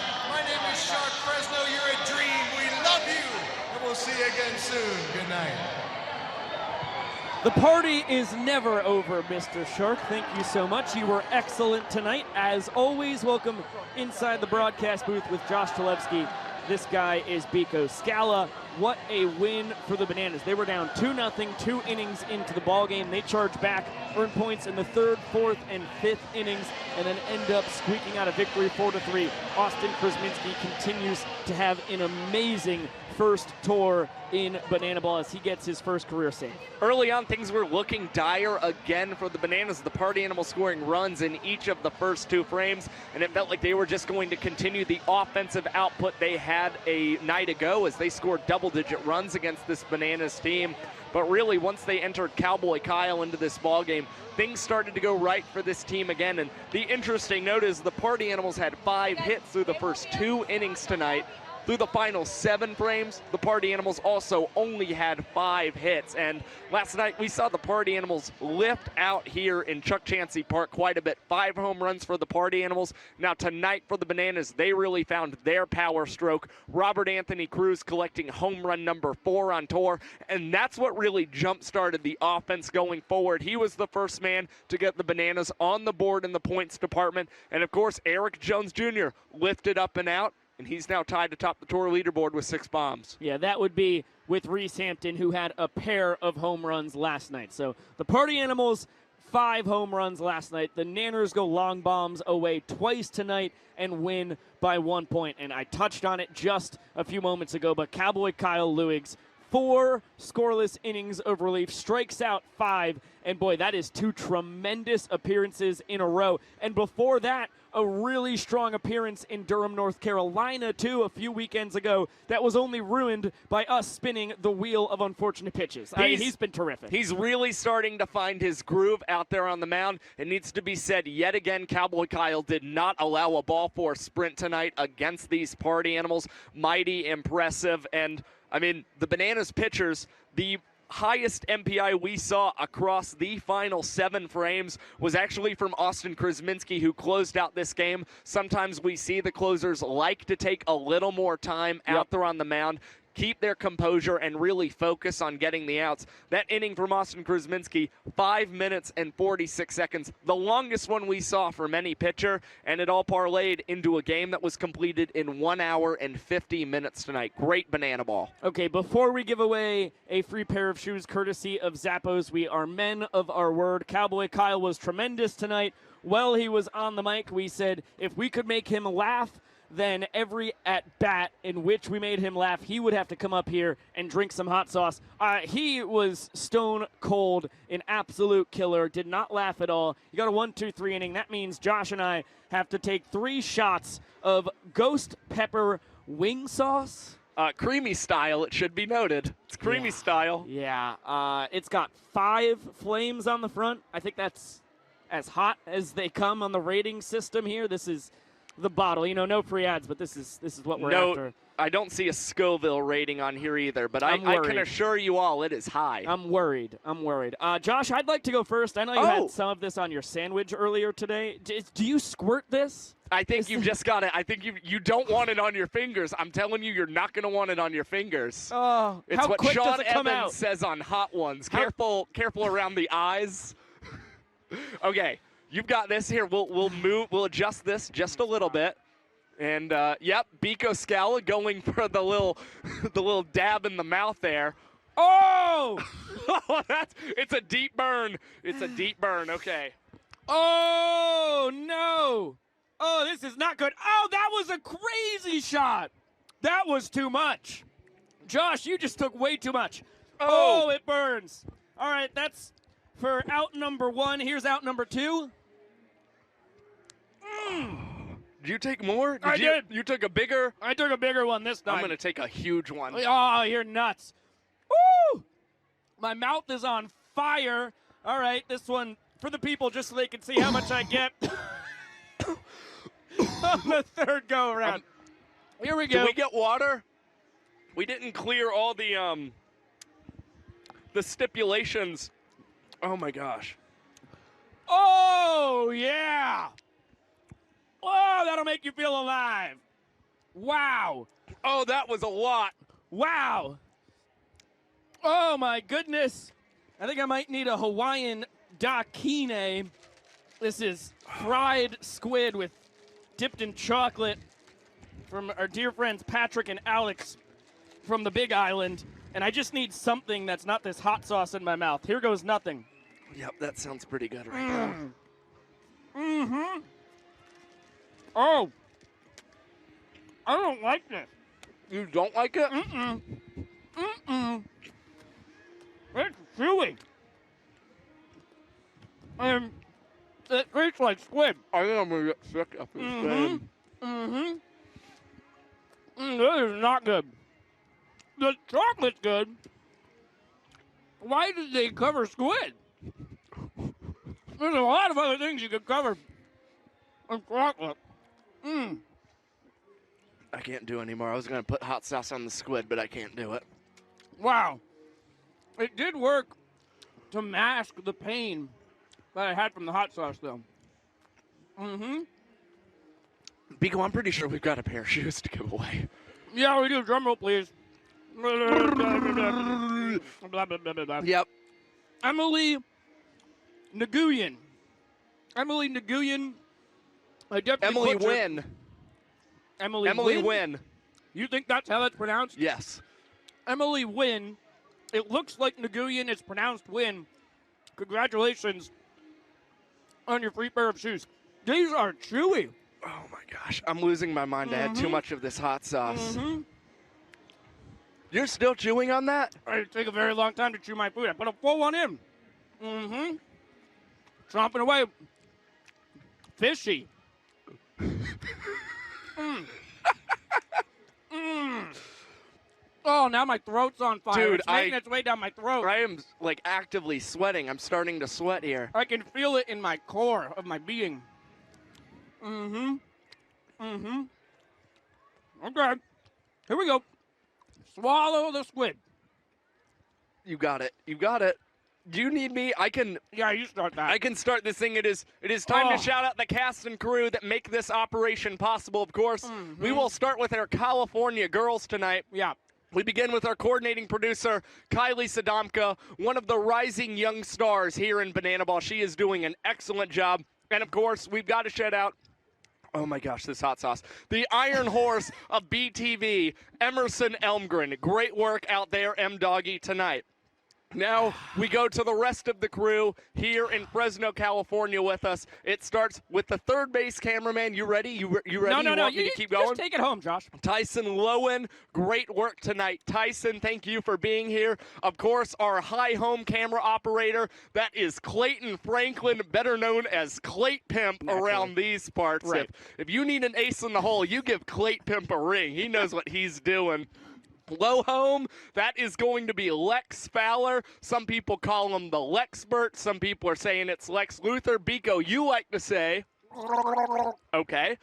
Battlestar Galactica. Correct. Yeah, that'll do. That's what we were looking for. I think the water is making it a lot worse. Okay, continue, Josh. Our center field cameraman tonight, that would be Jeff Haynes. Again, our NASCAR expert. He does not know as much as his son Chris, but he knows a pretty fair amount about NASCAR. He's our expert here in California. At That least. is that is correct. And of course, our utility who was running around, miking up guys, making sure we had great sound quality, everything in the world that you could ever ask for. That is Nick Keldy, Cowboy Keldiggity, DJ Squints, very much up to date on the latest Drake and Kendrick Lamar beef. I'll tell you that much. Yeah, another song out today from Kendrick. Woo! Now we go to our control room in Savannah. Our director tonight, Chad Reese, the straw that stirs the drink of BTV. That's him. Our technical director, Griffin Ellis, sometimes shouted out on home run calls. Great work Once. tonight, Griffin. Once On it was. replay tonight, how about Keegan Woods and Chris Haynes? There were two replay operators. You bet. That's what I'm talking about. Good work, fellas. On audio, Kwanzi, one name. You know him, and of course you love him. I love it when you say that. On the score bug tonight, Michael Basista. Costa, the belated birthday boy. Again, another happy birthday, Michael. On stats tonight, it was Mikey O'Connor, and running the graphics with those updated stats, that would be Julia Massey. Of course, our chat moderators were Colbite _. You can never forget that underscore. Do not. And Scott Thompson. No underscore with Scott Gotta Thompson. take a breath. I can feel the sauce. Yeah, good luck, buddy. And our video legend here in Fresno, California, that would be the Italian rapscallion, Chris Papasacci, and our YouTube king, Zach Bro. Biko, that is Zacharias. That's Zacharias for everybody down in the boot of the bottom there in Louisiana. That's what they call him down in, the Baton Rouge area, cut off Louisiana. He's Zacharias down there. My nose is I'm running. in the same boat. It's gotten down. It's below just my sternum. Now it's in my stomach. Everything is ablaze. Just to check the last boxes that we have here. By the way, you did a fantastic job on that one.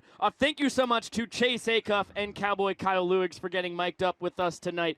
And thank you so much to the executive producers of Bananas Television, Carrie, Emily, and Jesse Cole, as well as Jared Orton. Josh Talevsky, you hot sauce fiend, you. Great work on the color commentary and statistical savantry. Biko Scala, you were terrific yet again. The fourth has been with you. You are once again a play-by-play Jedi. Thank you. Let's just hope we can get down some food at this post-game dinner now. Yeah, it's coming up. It's Grizzly. Okay, we've got things that we have to do, and I think most of that is finding the milk in the fridge out there and just swigging that around my mouth. Like I said a few times tonight, it bears repeating. Tomorrow we'll be back on the Savannah Bananas YouTube page, 1 p.m. Pacific first pitch, 4 p.m. Eastern is the math on that. We'll have a pregame show cooking at 12:30 Pacific. We will see you there, and of course we will. See you later!